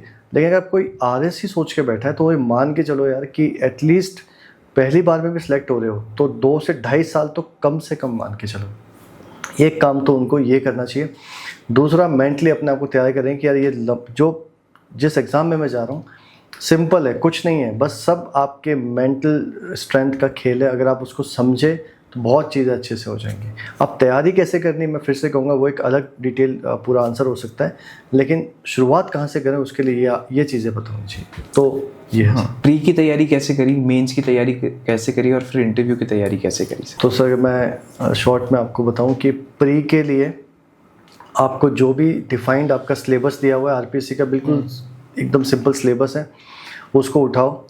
हर सब्जेक्ट पे आप सिंपल स्टेप बता रहा हूँ, पहले आप अपना सिलेबस लीजिए, उसको देखो, हर सब्जेक्ट में जो हाई वेटेज टॉपिक है उसको आप टिक कर लो कि यहाँ से क्वेश्चन हर बार आता है, पक्का आएगा। हर सब्जेक्ट को उसी हिसाब से स्टैंडर्ड बुक से पढ़ो। अपने खुद के शॉर्ट नोट्स बिल्कुल तैयार करने चाहिए ताकि आपको एग्ज़ाम में फ़ायदा मिले उसका।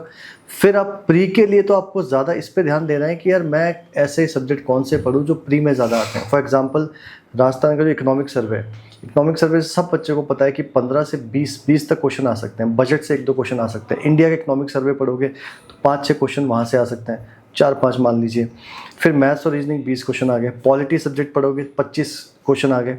राजस्थान जीके का 150 क्वेश्चंस में से 55 क्वेश्चन का वेटेज है, तो उसमें जो आपका इंपॉर्टेंट है जैसे आर्ट एंड कल्चर है तो वहाँ स्कोर किया जा सकता है। हिस्ट्री मैं कहूँगा इतना नहीं पढ़ना चाहिए।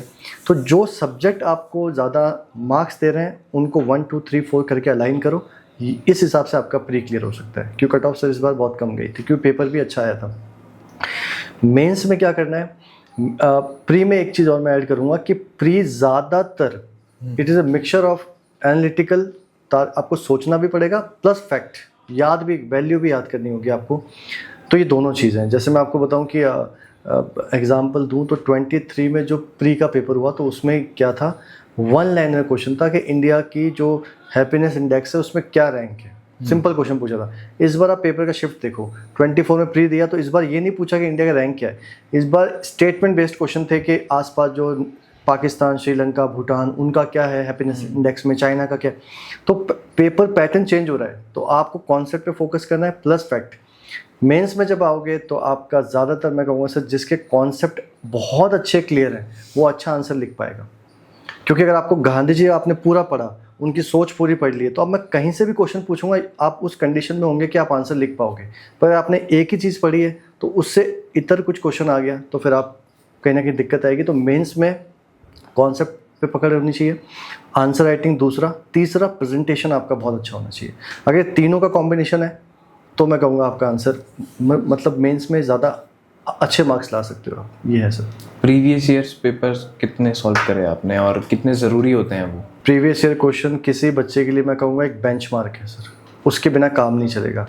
पर्सनली मेरे से पूछे तो मैं बिल्कुल क्लियरली बोलूँगा मैंने एक भी सॉल्व नहीं किया और इसका नुकसान मुझे हुआ है सर। इसका नुकसान मुझे बिल्कुल हुआ है। मैं उन बच्चों को कभी ये नहीं कहूँगा कि आप सॉल्व मत कीजिए, मैं उस चीज़ में टाइम नहीं था, मैं नहीं कर पाया। लेकिन आप प्री को कर रहे हो तो एटलीस्ट 20 से 30 मॉक टेस्ट तो आपको देने चाहिए जहाँ पे आपका स्कोर कम से कम 100 मार्क्स के आसपास या उससे ऊपर ही रहे, ताकि प्री में आप रिलैक्स हो जाएं कि मेरा क्लियर हो जाएगा। फिर आप जब मेंस में आओगे, जिन बच्चों को लिखने में प्रॉब्लम है, स्पीड इतनी अच्छी नहीं है, प्रेजेंटेशन में दिक्कत है, कॉन्सेप्ट में प्रॉब्लम है, तो मैं कहूँगा आप मेंस की आंसर राइटिंग करो, कम से कम 25 से 30 टेस्ट तो लगाओ कम से कम। और जिन बच्चों ने कभी मतलब फर्स्ट टाइम दे रहे हैं तो 25-30 टेस्ट से ये होगा कि आपको पता चल जाएगा मैं लिख पा रहा हूँ, कैसा आंसर लिख रहा हूँ, कॉन्सेप्ट में दिक्कत है, फैक्ट में प्रॉब्लम है। ये तो अप्रोच करके मतलब 20-30 टेस्ट दोनों के लगा लोगे तो अच्छा खासा आइडिया हो जाएगा। और इससे ज़्यादा ही लगाओगे तो प्रॉब्लम नहीं है, लेकिन बहुत ज़्यादा भी नहीं लगाने के 50, 60, 70 लगा रहे हो, उसका कोई बेनिफिट नहीं है। तो मैं ये कहूँगा एक मीडियम रेंज लेके चल सकते हैं सर। प्री और मेंस में तो फिर भी एक एस्पिरेंट तैयारी कर लेता है, लिख लेता है, पढ़ लेता है, काफ़ी ज़्यादा पेजेस लिख लेता है, पिछले क्वेश्चन पेपर सॉल्व कर लेता है। इंटरव्यू की तैयारी कैसे की जाती है? सर ऑनेस्टली इसमें अगर आप मुझसे पूछें तो सबसे पता नहीं ये कितने बच्चे इस बात पे एग्री करेंगे, लेकिन मैं अपना खुद का बताऊं तो मुझे लगता था कि इंटरव्यू क्या है, कुछ नहीं है इंटरव्यू। हमें जो हमने प्री में पढ़ा, मेंस में पढ़ा, ठीक है, थोड़ा बहुत हम करंट अफेयर्स पढ़ेंगे, हो जाएगा काम। लेकिन सर जब मैं बैठा टेबल चेयर लेके और डायरी लेके बैठा, मैं आपको सब बता रहा हूँ, इन सारी स्टेज में सबसे टफ इंटरव्यू है। और इसका रीज़न बताता हूँ, जो बच्चे देख के आए वो मेरे से रिलेट कर सकते हैं इस चीज़ पे। प्रॉब्लम ये है कि सर इंटरव्यू में वो कुछ भी पूछते हैं, कुछ भी इन द सेंस वो किसी भी डोमेन, किसी भी सब्जेक्ट, किसी भी चीज़ पे जा सकते हैं। अब मान लीजिए उनका मन किया कि आपने फॉर एग्जांपल बीटेक किया है, तो किसी बिल्डिंग का पूछ लेंगे, उसके मटेरियल का पूछ लेंगे, उस बिल्डिंग का कोई एग्जांपल आपसे पूछेंगे। फिर आपके डिस्ट्रिक्ट पे आ गए, डिस्ट्रिक्ट का कोई अच्छा कोई खाना है उस पर पूछ लेंगे आपसे, वो कैसे बनता है वो पूछ लेंगे, वो कैसे उगता है वो पूछ लेंगे। तो आप सोचो जब आप पढ़ने बैठोगे तो आप कैसे करोगे इतना, उसके डायमेंशन इतने ज़्यादा है कि इंटरव्यू की प्रिपरेशन करना थोड़ा टफ है। अगर आप 360 डिग्री अप्रोच रख के आसपास क्या हो रहा है सब पे ध्यान रख रहे हो, तो कहीं ना कहीं मुझे लग रहा है वो एक अच्छा एक तैयारी का ऑप्शन हो सकता है। क्योंकि इंटरव्यू का कोई एंड नहीं है, मैं आपको कह रहा हूँ, क्योंकि वो कुछ भी पूछ सकते हैं। तो आप करें क्या, करना ही है तो क्या इंटरव्यू करें ही ना? नहीं, ऐसा नहीं है। एटलीस्ट हम खुद के बारे में पता कर लें, स्कूल, कॉलेज, डिस्ट्रिक्ट क्या एजुकेशन रही और हमारे क्या सब्जेक्ट्स हैं, ये बेसिक पता कर लो, फिर एक्स्ट्रा करंट अफेयर्स वगैरह आप देख लो, तो ये थोड़ा बेनिफिट रहेगा सर। आंसर राइटिंग की शुरुआत कैसे करें? मतलब मेंस में बहुत ज़्यादा लिखना पड़ता है आपको, और सबसे बड़ी बात है कि सोचना भी है, लिखना भी है, और इस तरीके से लिखना है क्योंकि आप ही ने कहा था कि आप वहाँ पे उस टाइम में मौजूद नहीं होते हो, आपकी कॉपी होती है, वो आपको रिप्रेजेंट कर रही होती है। तो कितना मुश्किल होता है सर? इसका तो मैं एग्जांपल ही यहाँ से शुरू करूँगा कि मुझे जो खामियाजा भुगतना पड़ा आंसर राइटिंग ना करके, इसका मैं बताता हूँ। मेरा सर जब पेपर था मेंस का, तो मुझे अच्छे से याद है, एक दिन में आपके 2 पेपर हैं, पेपर 1, पेपर 2, 3-3 घंटे के, 9 से 12, 2 से 5, तो 2 दिन में आपके 4 पेपर हैं। तो जब मैं सेकंड पेपर लिख रहा था सर, तो उसमें क्या हुआ कि मेरे को इतना मज़ा आने लगा। तो जब मैं बिल्कुल लास्ट क्वेश्चन पे पहुंचा, तो सर वहाँ एक क्वेश्चन था राजस्थान जीके का 10 मार्क्स का, मैं पूरा छोड़ के आ गया। रीज़न क्या था कि मैंने आगे वाले क्वेश्चंस को अच्छा लिखा और लास्ट में टाइम ही नहीं बचा। अब अगर मैं आप सोच के देखिए सर कि वो 10 मार्क्स में कुछ भी लिखता तो एटलीस्ट मेरे कुछ मार्क्स बढ़ते। तो सबसे नुकसान ये है कि अगर आप अच्छे से कोई आंसर राइटिंग पे ध्यान दे रहे हो, तो शुरुआत आपको मेरे हिसाब से इस चीज़ से करनी चाहिए कि अपना आंसर लिखो, उसको प्रेजेंट करो और फ्रेम उसको अच्छे से करो। तो कहीं ना कहीं मुझे लगता है कि आंसर राइटिंग का सबसे इम्पॉर्टेंट वेटेज है मेंस, ये बहुत ज़रूरी है सर। और मैंने नहीं किया, इसका नुकसान मुझे हुआ है सर। लेकिन जो बच्चे देख रहे हैं, मैं उनको कहूँगा कि प्लीज़ आंसर राइटिंग कीजिए, जितना हो सके कीजिए, क्योंकि वो आपको एक कदम आगे ही लेके जाएगा सर। इंटरव्यू की बात हम कर रहे थे, एक जनरल पर क्या मतलब माहौल क्या होता है इंटरव्यू रूम का? आप एंटर करते हैं, फिर बैठते हैं, कैसे मतलब, और उसमें कैसे एक एस्पिरेंट खुद को ढालता है, कैसे काम होता है सबसे पहले? सर एक इंटरव्यू, तो मेरा ये फर्स्ट इंटरव्यू था। तो मेरा इंटरव्यू 11 मार्च को था। तो जो हमारी रिपोर्टिंग होती है वो टाइमिंग पे आपको आरपीसी पे रिपोर्ट करना है। रिपोर्ट करने के बाद सर आपको एस्कॉर्ट करके अंदर लेके जाया जाता है, और आपका जो बेसिक सामान, बैग वगैरह, मैं बेसिक बता रहा हूँ, किसी को जानना हो तो उसके लिए अच्छा रहेगा। तो बैग वगैरह रखवा के, मोबाइल वगैरह रखवा के, आपकी जो बेसिक फॉर्मेलिटीज़ है, आधार कार्ड वगैरह, वो करके आपको फर्स्ट फ्लोर पे लाइब्रेरी के अंदर बिठाया जाता है। वहाँ पर सर आप जैसे लाइब्रेरी में जाते हैं तो आपको आंख बंद करा के टोकन निकालना है। टोकन आप निकालते हैं तो उससे क्या होता है कि जो 1 2 3 4 5 6 करके टोकन होते हैं, तो आपको हर बच्चे को एक टोकन निकालना है सर। अब वो जो टोकन आपने निकाला तो आपको 6 के ग्रुपिंग में बिठाया जाता है, 6 के ग्रुपिंग में, हर टेबल पे 6 ग्रुपिंग होगा। फिर आरपीएससी के ऑफिशियल आएंगे, वो आपकी डीवी चेक करेंगे, पहले डॉक्यूमेंट वेरिफिकेशन ओरिजिनल डॉक्यूमेंट से वो करके हर एक टेबल पे 6 होंगे। फिर ये होगा जो आपने टोकन निकाला, तो इत्तेफाक से सर मेरा सेकंड ही आया, तो मतलब फर्स्ट के बाद मुझे जाना है सेकंड, तो इसलिए 2 करके बच्चों को ले जाते हैं। और वहाँ सर जो बच्चे पूछते हैं कि क्या हमारी कोई इन्फॉर्मेशन जाती है, क्या हमारा नाम पता है, क्या हमारी कास्ट पता है, क्या हमें कम मार्क्स देंगे नाम के बेसिस या रिलीजन के बेसिस पे, ऐसा कुछ नहीं होता। क्योंकि सर मैं खुद देखा है मैंने, वहाँ पर आपसे इन्फॉर्मेशन सिर्फ यही ली जाती है 10th 12th जॉब में हो, और अगर कोई एक्स्ट्रा कोई बात आपको बतानी है, इसके अलावा कुछ भी नहीं होता। उसको सर फाड़ करके 4 पोर्शन करते हैं, क्योंकि जो इंटरव्यू ले रहे होते हैं वो 4 मेंबर्स होते हैं चेयरमैन को मिला के। तो वो स्लिप आपके सामने ही आगे जाती है, आपका नाम कास्ट कुछ भी नहीं होगा, कि कोई भी ऐसी इन्फॉर्मेशन नहीं होगी जिससे आपकी पहचान उजागर हो बोर्ड के सामने, और वो आपसे पूछेंगे भी नहीं। वो स्लिप जाती है और वो अंदर जाके 4 मेंबर होते हैं, उन सबको एक दे दी जाती है। और जब सर मैं अगर मैं अपना बताऊं तो मैं एंटर हुआ तो हमारे चेयरमैन थे Sushil Kumar Bissu sir, interview board के चेयरमैन सुशील कुमार बिस्सू सर। मेरा नाम भी सुशील ही है, तो उनका अब क्योंकि नाम तो नहीं जानते एक दूसरे को, ना पूछ सकते हैं, तो वहाँ से वो बातचीत स्टार्ट हुई। उन्होंने मुझे अलग अलग चीज़ों पे क्वेश्चन पूछे, बहुत चीज़ें डिस्कस हुई सर, और अल्टीमेटली उन्होंने ऐसी कोई चीज़ नहीं पूछी जिससे आपकी पहचान उजागर हो, जितना मैं समझ पाया। और इंटरव्यू देकर आप आराम से जाइए, कोई प्रॉब्लम नहीं है। इंटरव्यू के दिन कोई डॉक्यूमेंट आपका रह जाता है तो आपको पैनिक में नहीं आना है, क्योंकि डीवी पहले होता है, इंटरव्यू बाद में होता है। तो कुछ बच्चे पैनिक में आ गए थे वहाँ पे, तो वो पूरा टाइम देते हैं सर कि आप बाद में जाके जमा करवा सकते हो। तो ये एक मोटा प्रोसेस रहता है सर। एक काफ़ी मीम वायरल हुआ था, बाकी सब ठीक है, बैठने का तरीका थोड़ा कैजुअल है, तो कैसे बैठते हैं, कैसे आई कांटेक्ट होता है, सारी चीज़ें कैसे मैनेज कर, मतलब एक बॉडी पोस्चर बॉडी लैंग्वेज कैसे मिलती है? तो मुझे जो लगता है कि जब इंटरव्यू, क्योंकि मेरा थोड़ा डिफेंस बैकग्राउंड था, तो मैंने पहले एसएसबी दिए थे, तो मुझे इतनी प्रॉब्लम नहीं हुई सर। लेकिन जब आप वहाँ जा रहे हो तो पूरा फॉर्मल आपको रेडी होके जाना है, पहली बात।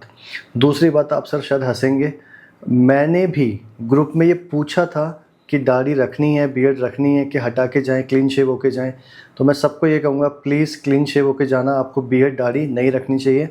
रख सकते हो, मना कुछ नहीं है, ऐसा कोई प्रोटोकॉल नहीं है, लेकिन इंटरव्यू में एक फॉर्मल अटायर होता है, तो आप सूट वगैरह पहनकर साथ ही साथ आप अपनी दाढ़ी हटा दो। क्योंकि जब सर मैं गया वहाँ पे तो मोस्टली बच्चे क्लीन शेव थे, प्लस वेल ड्रेस थे सर, ग्रूमिंग प्रॉपर था, बाल वगैरह सब कुछ। और आप जब बैठ रहे हैं तो जो मैंने समझा, जिससे आपकी बातचीत हो रही है आप उनको तो देखिए, और 1-2 नज़र आप थोड़ा बोर्ड के डिफरेंट मेंबर्स पे भी देखते रहिए। और आपका पोस्चर ऐसा होना चाहिए कि सर आप एकदम स्ट्रेट बैठें, हाथ आप ऐसे रख लीजिए, रिलैक्स होके वहाँ आपको बातचीत करनी है।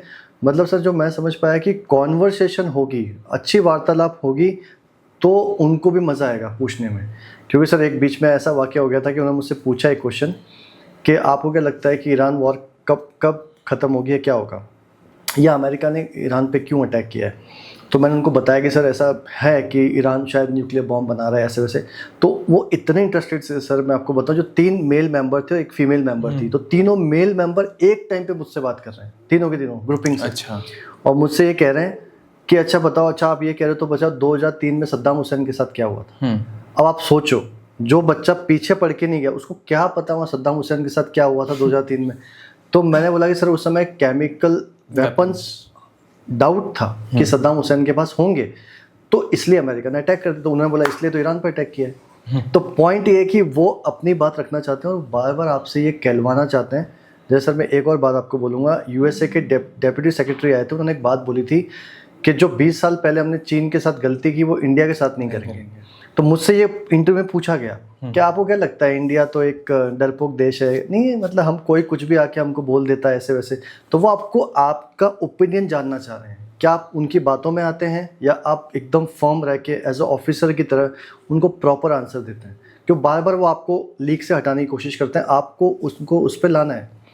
तो ऐसे कुछ क्वेश्चंस थे जो बीच में मुझे उन्होंने पूछे और फिर अच्छे से उसका मैं कोशिश की टैकल कर पाऊँ। ऐसी कोई चीज़ कि ऐसा कुछ पूछ लिया हो कि आप घबरा गए हो या फिर आपको कंफ्यूज करने के लिए वो सवाल वहाँ पे डाला गया हो? सर ऐसा तो कई बार इंसिडेंट होता है, जैसे उन्होंने पूछा था तो जैसे मैंने बताया कि एक क्वेश्चन था शिया मेंटलिटी क्या होती है, तो मैंने उसका आंसर किया। तो हो सकता है कि वो आंसर उनको प्रॉपर ना लगा हो, तो उन्होंने मुझसे कहा था कि बेटा इसके बारे में आप घर जाओ तो पढ़ लेना, इसके बारे में पढ़ना। फिर बाद में जब ईरान वॉर था तो उन्होंने बार बार पूछा कि ईरान वॉर ने क्या वर्ल्ड डायनेमिक्स कैसे चेंज कर दी है, क्या हुआ। तो वो क्वेश्चन एक दो सेकंड के लिए मैं समझ नहीं पाया था, फिर उन्होंने खुद ही एक्सप्लेन किया। पर मुझे अगर मैं निष्कर्ष निकालूं तो यही है, वो बार बार आपको चैलेंज करेंगे, आपको बार बार चैलेंज करेंगे, आपको अपने उसी स्टैंड पे रहना है। क्योंकि अगर आप उनके साथ फिसल गए और आप चले गए तो वो समझ जाएंगे कि हम आपको एसडीएम या बड़ी पोस्ट क्यों दें सर। ये चीज़ ऐसा होता है कि उनको जो जवाब सुनना होता है तो उसका इसलिए इंतज़ार किया जाता है, बिल्डअप इस तरीके से दिया जाता है, बार बार सवाल को घुमा के आपको उस जवाब तक लेकर आने की कोशिश होती है। सर एग्जैक्टली तो नहीं पता उनके दिमाग में उस समय क्या चल रहा है, लेकिन जब आप कोई आंसर देते हैं तो आप कोशिश ये करो कि आपका आंसर बैलेंस्ड हो, बहुत ज़्यादा लेफ्ट में ना हो, राइट में ना हो, एक सेंटर अप्रोच आपको लेके चलना है। क्योंकि आपकी सोच ही पता चलेगी वहाँ से और वही आपके मार्क्स डिसाइड करेंगे। अगर आपने तुरंत ही कुछ कह दिया एक्साइटमेंट में आके, तुरंत ही आप किसी बात से गुस्सा आपको आ गया या आपने कोई ओपिनियन अपना रख दिया जो नहीं रखना चाहिए था, तो फिर वो समझ जाएंगे। उनका काम आपने खुद ही आसान कर दिया सर। आपसे कोई राय उन्होंने पूछी और आपने राय इस तरह से दे दी कि उनको तुरंत समझ में आ गया कि इसको तो ऑफिसर बनाना ही नहीं है, क्योंकि ये कल को बड़ी पोस्ट पे बैठेगा और कुछ ना कुछ जनता के साथ गड़बड़ कर सकता है। तो वो ऐसे बंदे को बिठाना चाहते हैं जो इमोशनली इंटेलिजेंट हो, बैलेंस्ड हो, जो मुझे समझ में आया। क्योंकि लास्ट में वो उस बात पे सहमत थे, मतलब कि हाँ कि इस तरह से एक अप्रोच होनी चाहिए, बहुत एक्सट्रीम नहीं, बहुत वो नहीं, एक बैलेंस्ड अप्रोच सर, ये रहना चाहिए सर। एक स्टूडेंट के लिए पढ़ने का सही समय क्या है और आपके लिए वो कंफर्ट जोन कौन सा था? सुबह पढ़ना ज़्यादा प्रेफरेबल है, रात में पढ़ना ज़्यादा प्रेफरेबल है? ये तो मैं इसलिए इसका आंसर ठीक तरह से कर पाऊँगा क्योंकि मैंने बहुत साल दिए पढ़ाई पे। कोई टाइम अच्छा या बुरा नहीं होता, अगर ये डिपेंड करता है हर एक स्टूडेंट पे। किसी को सुबह पढ़ना सर अच्छा लगता है, आप सुबह पढ़ो, कोई दिक्कत नहीं है। आपको दोपहर को पढ़ना है, आपको रात को पढ़ना है। प्रॉब्लम ये है कि आप पढ़ तो रहे हो, तो कुछ बच्चे क्या करते हैं सर, दिखाने के लिए पढ़ते हैं। उनको लग रहा है कि मैं पढ़ रहा हूँ, मतलब बुक खुली हुई है, मोबाइल भी चला रहे हैं, कोई और काम भी हो रहा है। जो इंसान सर, जो मैंने महसूस किया कि जो इंसान अपने मन को कंट्रोल कर लेता है वही लाइफ में आगे बढ़ पाता है। आप पढ़ रहे हो पर आप ये देखो कि आप एक कितने टॉपिक की आपकी क्वालिटी स्टडी कितनी हुई। आपने सोचा कि मैं आज ये टॉपिक पूरा करूंगा, तो भाई 1 घंटे में करो, 2 में करो, करके उसको ख़त्म करो। फिर आप क्रिकेट खेलो, फिर आप अपने माइंड को फ्रेश करो, घर वालों से बात करो। सिर्फ और सिर्फ पढ़ाई करोगे तो मैं कहूँगा कहीं ना कहीं मेंटली आपको प्रॉब्लम आ सकती है, क्योंकि एग्ज़ाम बहुत लंबा है, एक दिन का खेल नहीं है सर। कोचिंग कल्चर अभी बहुत ज़्यादा बढ़ रहा है। जो भी एक RS या फिर ये कहीं UPSC या फिर कहीं RPSC, दोनों में किसी भी चीज़ की तैयारी करता है तो सबसे पहले कोचिंग को अपनी विश लिस्ट में सबसे पहले टिक करता है और बेस्ट से बेस्ट कोचिंग जाने की कोशिश रहती है सबकी। ये जो कोचिंग कल्चर बढ़ रहा है, ये ज़्यादा इम्पॉर्टेंट है कोचिंग जाना या फिर सेल्फ स्टडी ज़्यादा बेटर है? सर मेरा एक ही आंसर है इसका, सेल्फ स्टडी। सेल्फ स्टडी इसलिए क्योंकि मैं बिल्कुल खुल के ये बात कहना चाहता हूँ कि मैंने अपनी पूरी तैयारी में किसी कोचिंग के कोई कोर्स नहीं परचेज़ किया, कोई टेस्ट सीरीज़ नहीं ली और कोई भी तरह का मेंस की टेस्ट सीरीज़ नहीं। लेकिन अब मैं एक पॉइंट यहाँ ऐड करना चाहता हूँ। मैं ये भी नहीं कह रहा हूँ कि कोचिंग जाओ ही मत, कोचिंग ख़राब है, ऐसा नहीं है। जिस बच्चे को कुछ भी नहीं आता भाई, उसको गाइडेंस तो चाहिए। कुछ काम तो कोचिंग आपका आसान करेगी, क्योंकि मान लीजिए करंट अफेयर्स आ रहा है, रोज़ PIB से न्यूज़ आती है, इतनी न्यूज़ हो रही है, कोचिंग वाले आपको शॉर्ट करके इतना सा बना के देते हैं, तो आपके काम तो आसान हुआ। आपको बिल्कुल गाइडेंस नहीं तो आप जाओ, लेकिन आप वहाँ चले गए, सब कुछ कोचिंग के भरोसे छोड़ दिया कि ठीक है वहाँ जो हो रहा है हो रहा है, आपने खुद कुछ नहीं किया। तो आप ये सोचो वहाँ इतने बच्चे जा रहे हैं तो अलग कुछ करोगे नहीं, तो फिर कैसे सिलेक्शन होगा? आपको सेल्फ स्टडी करनी, घर पे आओ, 2 घंटे पढ़ो, 3 घंटे पढ़ो, पर खुद का दिमाग लगाओ कि यार ये क्या। अब आपको मैं बताऊँ सर, मेरे मेंस का जो एग्ज़ाम था, मैंने बहुत सब्जेक्ट छोड़े। मैं आपको, अगर आप मुझसे ठीक से डिटेल में पूछोगे तो आपको कुछ बच्चे ये भी कह सकते हैं कि फिर इनका हुआ ही कैसे इतने सब्जेक्ट छोड़ने के बाद। मेरी अप्रोच ये थी सर, मैं आपको बताऊं कि मैं हर टाइम ये सोचता था कि यार मुझे अच्छे से याद है 18,000 बच्चों ने मेंस लिखा, 18,000 कॉपीज़ चेक हो रही है सर। आपका आंसर अलग कैसे होगा? 100 कॉपी उसके पास आई, सुबह से वो चेक कर रहा है। तो मैंने ध्यान पूरा इस पर रखा कि सर मेरा आंसर अलग कैसे दिखे, क्या मैं करूं कि मेरी कॉपी अलग आए। तो बार बार मेरा ध्यान उस पर गया, उसी के हिसाब से मैंने तैयारी की सर। तो मैं ये कहूँगा अप्रोच ऐसी हो कि आपको कुछ फ़ायदा हो, ऐसा नहीं कि बस पढ़ रहे हो और टाइम पास हो रहा है सर। तो कोचिंग इंपॉर्टेंट है उन लोगों के लिए जो शुरू कर रहे हैं, पर जिन्होंने 1-2 बार एग्जाम दिया, तो मैं कहूँगा सेल्फ स्टडी को कोई बीट नहीं कर सकता, सेल्फ स्टडी सबसे बेस्ट है सर। एक स्टूडेंट नया आता है तो वो आजकल लाइव क्लासेस या फिर ऑनलाइन क्लासेस भी काफ़ी ज़्यादा ट्रेंड में है, फिजिकल क्लासेस ज़्यादा अच्छी मानते हैं आप या फिर लाइव या फिर ऑनलाइन क्लासेस?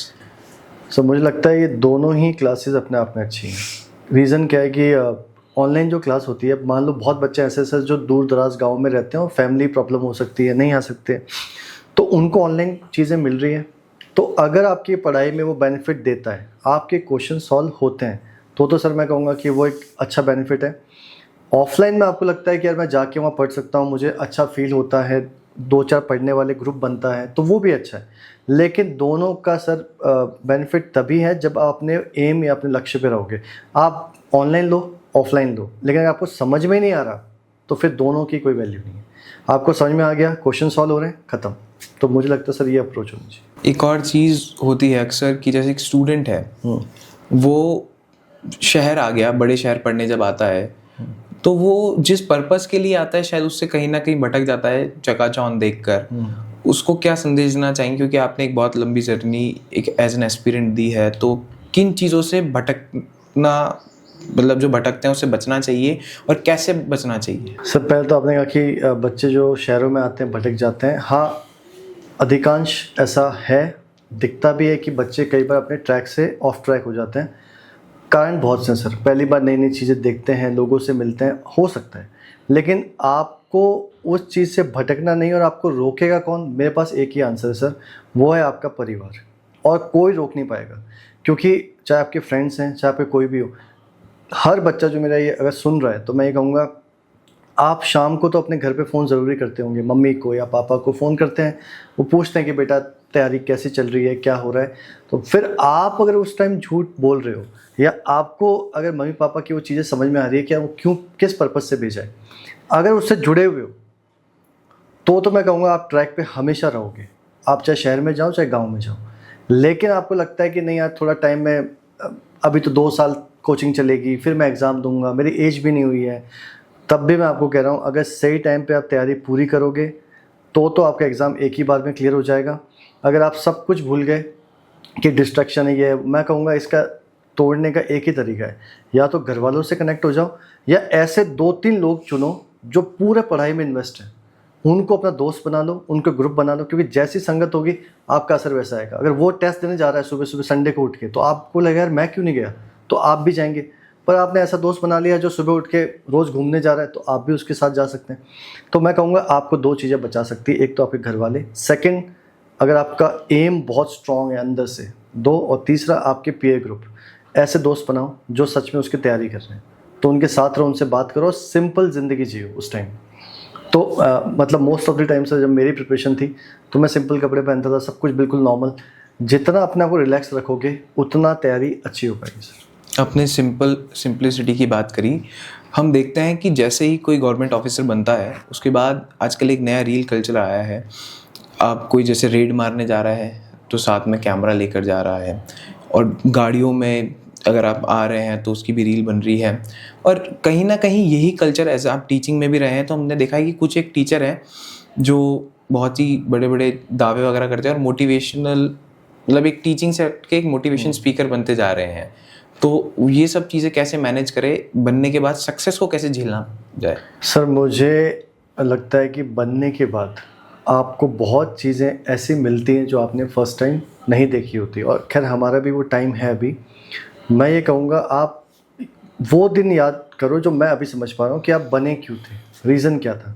अगर आपको वो रीज़न याद है कि यार मैं इस चीज़ के लिए बना, तो हमेशा जो भटकाव, जो डिस्ट्रक्शन होगा उससे थोड़ा बचोगे। मैं नहीं कहता पूरा बचोगे, पर थोड़ा सा बच सकते हो आप। कुछ लोग सर रील बनाते हैं, कुछ लोग ये सब चीज़ें होती हैं, पर मैं ये उन पे डायरेक्टली कमेंट नहीं करूँगा। पर मैं ये कहूँगा कि सर सबका अपना ओपिनियन है, अगर विद इन द लॉ वो सब परमिट है तो वो करते होंगे सर, उनका अपने एक अपना ओपिनियन हो सकता है।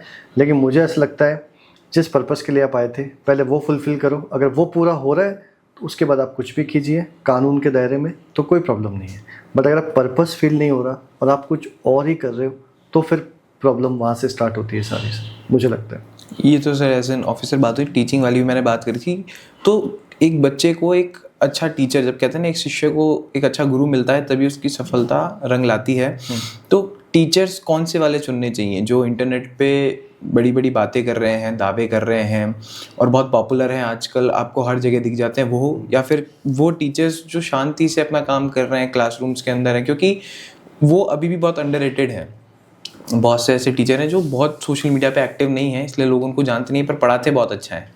और एक टीचर है जो सोशल मीडिया पे बहुत ज़्यादा अच्छे से दिख रहा है, सारी चीज़ें हैं, तो बच्चा कई बार डिस्ट्रैक्ट हो ही जाता है और वो उस थॉट प्रोसेस में चला जाता है कि यार जो कह रहे हैं वो सही है। जो एज है ना 20 साल से लेके मोस्टली 25 साल तक तो बच्चा आता ही है, जयपुर की बात करूं। फिर आजकल का पूरा जो वर्ल्ड है वो डिजिटल हो चुका है, सब कुछ सबके पास फ़ोन है, वो रील देखता है, वो चीज़ें देखता है, वो इन्फ्लुएंस होता है, उसको एक फोमो क्रिएट होता है कि यार मैं इस कोचिंग में क्यों नहीं हूँ या मैं उधर क्यों नहीं हूँ।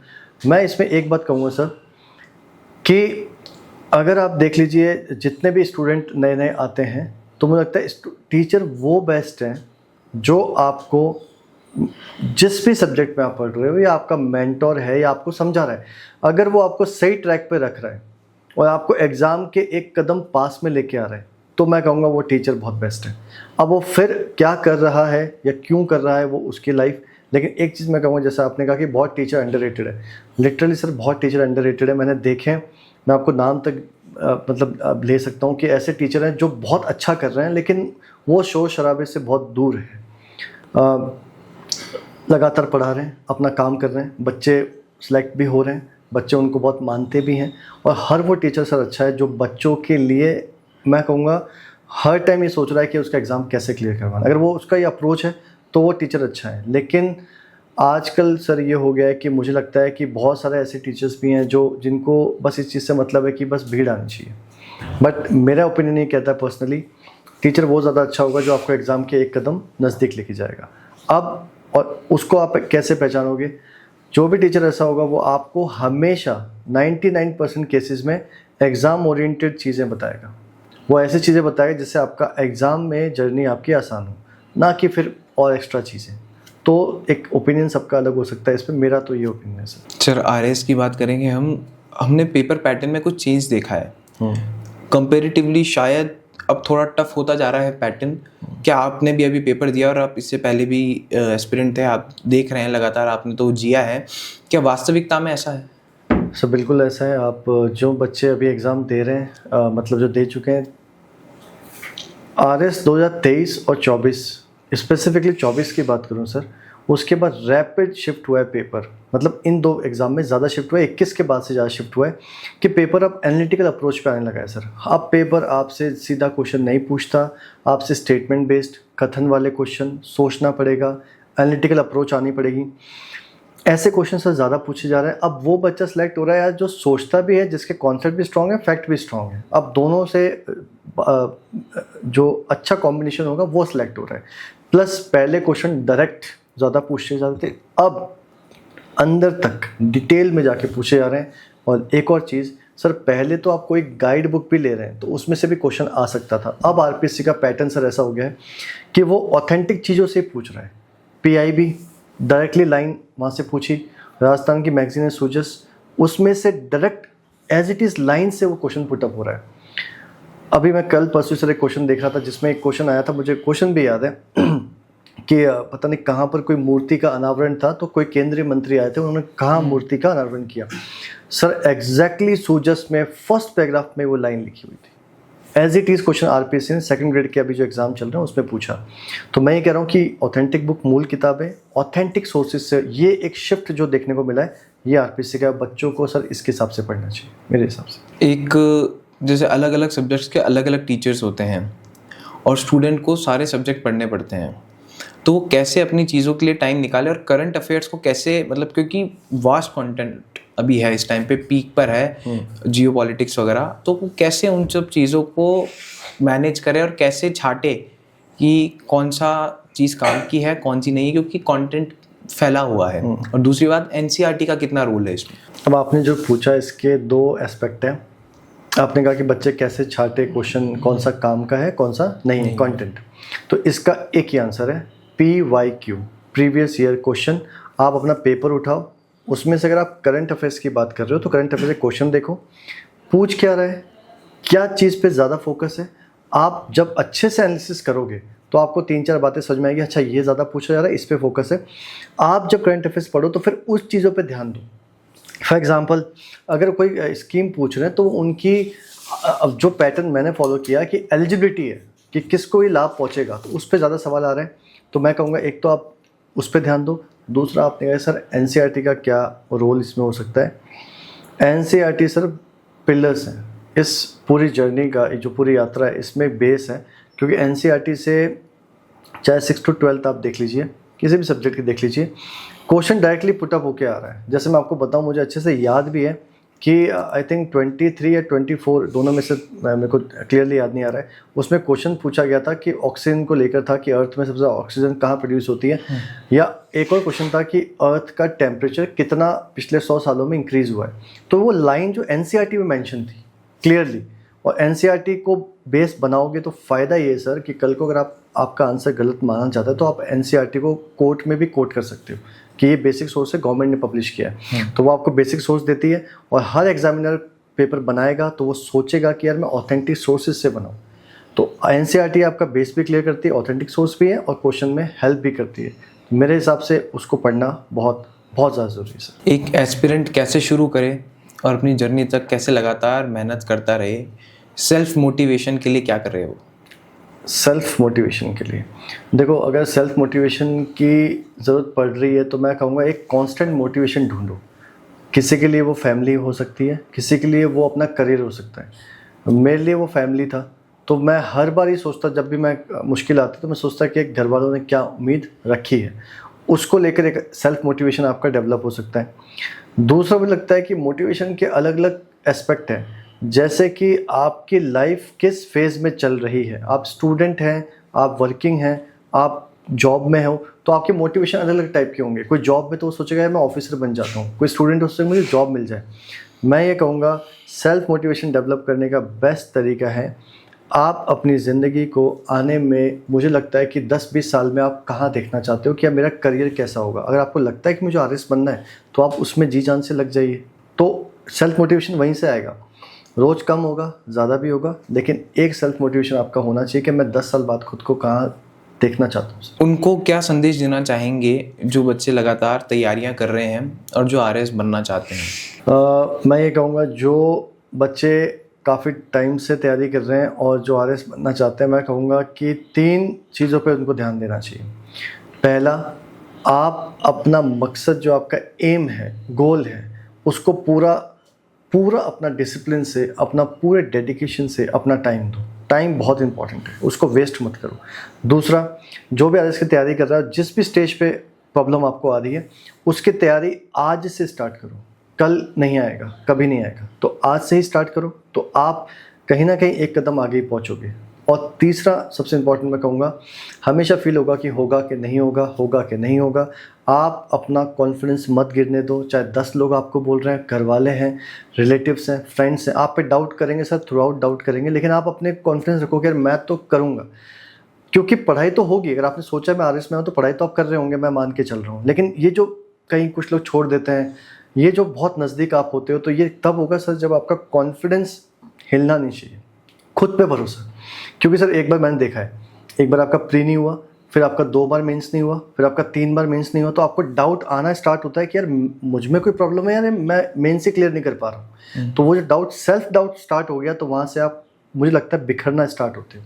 तो मैं कहूँगा खुद को समेट के रखना इस जर्नी में, कॉन्फिडेंस के साथ, सबसे बड़ा चैलेंज है सर। तो मैं ये कहना चाहूँगा, कॉन्फिडेंस अपने पीक पे रखो सर। ये तो सिर्फ स्टूडेंट्स की बात हुई। लास्ट में उन पेरेंट्स को क्या सलाह देंगे, और साथ ही साथ आप भी अपने पेरेंट्स को कुछ अगर थैंक करना चाहें कि उन्होंने कितना सपोर्ट किया और बताना चाहें, और साथ ही साथ कि बच्चों पर कितना विश्वास रखें अपने, और उनको कैसे मोटिवेट करते रहें? सर ये तो बहुत ही अलग टाइप का क्वेश्चन है, पर मैं इसमें ये कहूँगा कि पेरेंट्स का रोल, मुझे लगता है आपको मेंटली स्टेबल करने के लिए बहुत ज़्यादा होता है, क्योंकि आप जिस भी डिस्ट्रैक्शन में जा रहे हैं, जब आप घर पे बात करते हैं, मम्मी का फ़ोन आया, कुछ भी आया, तो आपको लगता है हाँ यार ठीक है, चीज़ें सही हो रही है, नॉर्मल हो रही है, मम्मी को बता रहे हो, वो आपको ट्रैक पे लाने की कोशिश करती है, या पेरेंट्स, माता पिता। मेरे केस में सर मेरा मम्मी पापा दोनों का बहुत ज़्यादा रोल था, लेकिन मम्मी का रोल बहुत ज़्यादा था, क्योंकि उस टाइम सर जब मैंने स्टार्ट किया कि मैं इस बार तो क्लियर करना चाहता हूँ, तो मेरी मम्मी टाइम पे खाना बनाना, टेबल पे सब चीज़ें ला कर देना, हर चीज़ का प्रॉपर ध्यान रखना, इवन जो बेसिक चीज़ें हैं, इवन आप हंसोगे कि सर कि मैं बीच में मुझे एक वाक़या भी याद आता है कि जब मैं राजस्थान जी के पढ़ रहा था, तो उसमें एक टॉपिक आता है आभूषण, ज्वेलरीज जो हमारे राजस्थान की है, तो मैं उसमें पढ़ रहा हूँ, मैं बार बार याद करने की कोशिश कर रहा हूँ, बीच में मेरी मम्मी आके मुझे समझा रही है कि ये ज्वेलरी नहीं, ये ज्वेलरी होती है। तो ये जो सर एक छोटा सा किस्सा एस्पेक्ट है, तो मुझे लगता है कि ये जो हल्का हल्का सपोर्ट आपको मिलता है ना, ये आपको कहीं ना कहीं चार्ज करता है, मोटिवेट करता है। तो मैं फैमिली का सर बहुत बड़ा रोल है, मेरी मदर का, फादर का, वाइफ वगैरह का, तो अल्टीमेटली इनके बिना सर पॉसिबल नहीं है, क्योंकि रोज़ चलना हर स्टेज पे और ये आपका साथ दे। इवन मैं लास्ट बात इसमें ऐड करूँगा कि जो मैं आरपीसी का इंटरव्यू देने गया, उस दिन साथ में मेरी मम्मी थी, तो मम्मी भी साथ में गई थी, तो वहाँ बैठी थी, फर्स्ट टाइम बैठी थी, वहाँ देख रहे थे बच्चे कैसे आ रहे हैं, क्या हो रहा है, तो उनको बहुत प्राउड फील हो रहा था। और मैं कहूँगा उनको, ये कहूँगा कि कुछ भी मैं कहूँ शब्दों में तो वो कभी पूरा नहीं हो सकता है, लेकिन मैं शॉर्ट में इतना ही कहूँगा कि आप लोग हो तो मैं हूँ और यहाँ तक पहुँच पाया, तो उनका तो हमेशा ही, कितने भी मैं कहूँ तो हमेशा ऋणी रहूँगा।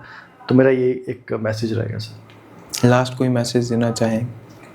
मैसेज सर लास्ट में ये कि आप जो भी आपका मकसद है, जो भी आपका एम है लाइफ में, हमेशा देखो ज़िंदगी सबको मिली है, चैलेंजेस बहुत सारे हर एक की लाइफ में आते हैं। अगर आपने कहीं भी ये सोच रखा है, थोड़ा सा भी आपके अंदर मोटिवेशन है कि मैं 10-20 साल बाद आपको कहाँ देखना चाहता हूँ खुद को, तो अपनी लाइफ को बदलेगा कौन? वो इंसान आप ही हैं। आपको ही उठना पड़ेगा, आपको ही जाना पड़ेगा, लगातार फेल हो लेकिन रुकिए मत, क्योंकि बैठने से तो कुछ भी नहीं हो, कोई आपके पास नहीं आएगा, आपको ही जाना पड़ेगा, दरवाजे को बार बार नॉक करना, खटखटाना होगा, कभी ना कभी आपकी मेहनत से वो दरवाज़ा खुलेगा ज़रूर, लेकिन खुलेगा तब जब आप उसके सामने खड़े, पता चला कि दरवाज़ा खुल गया और आप वहाँ है ही नहीं।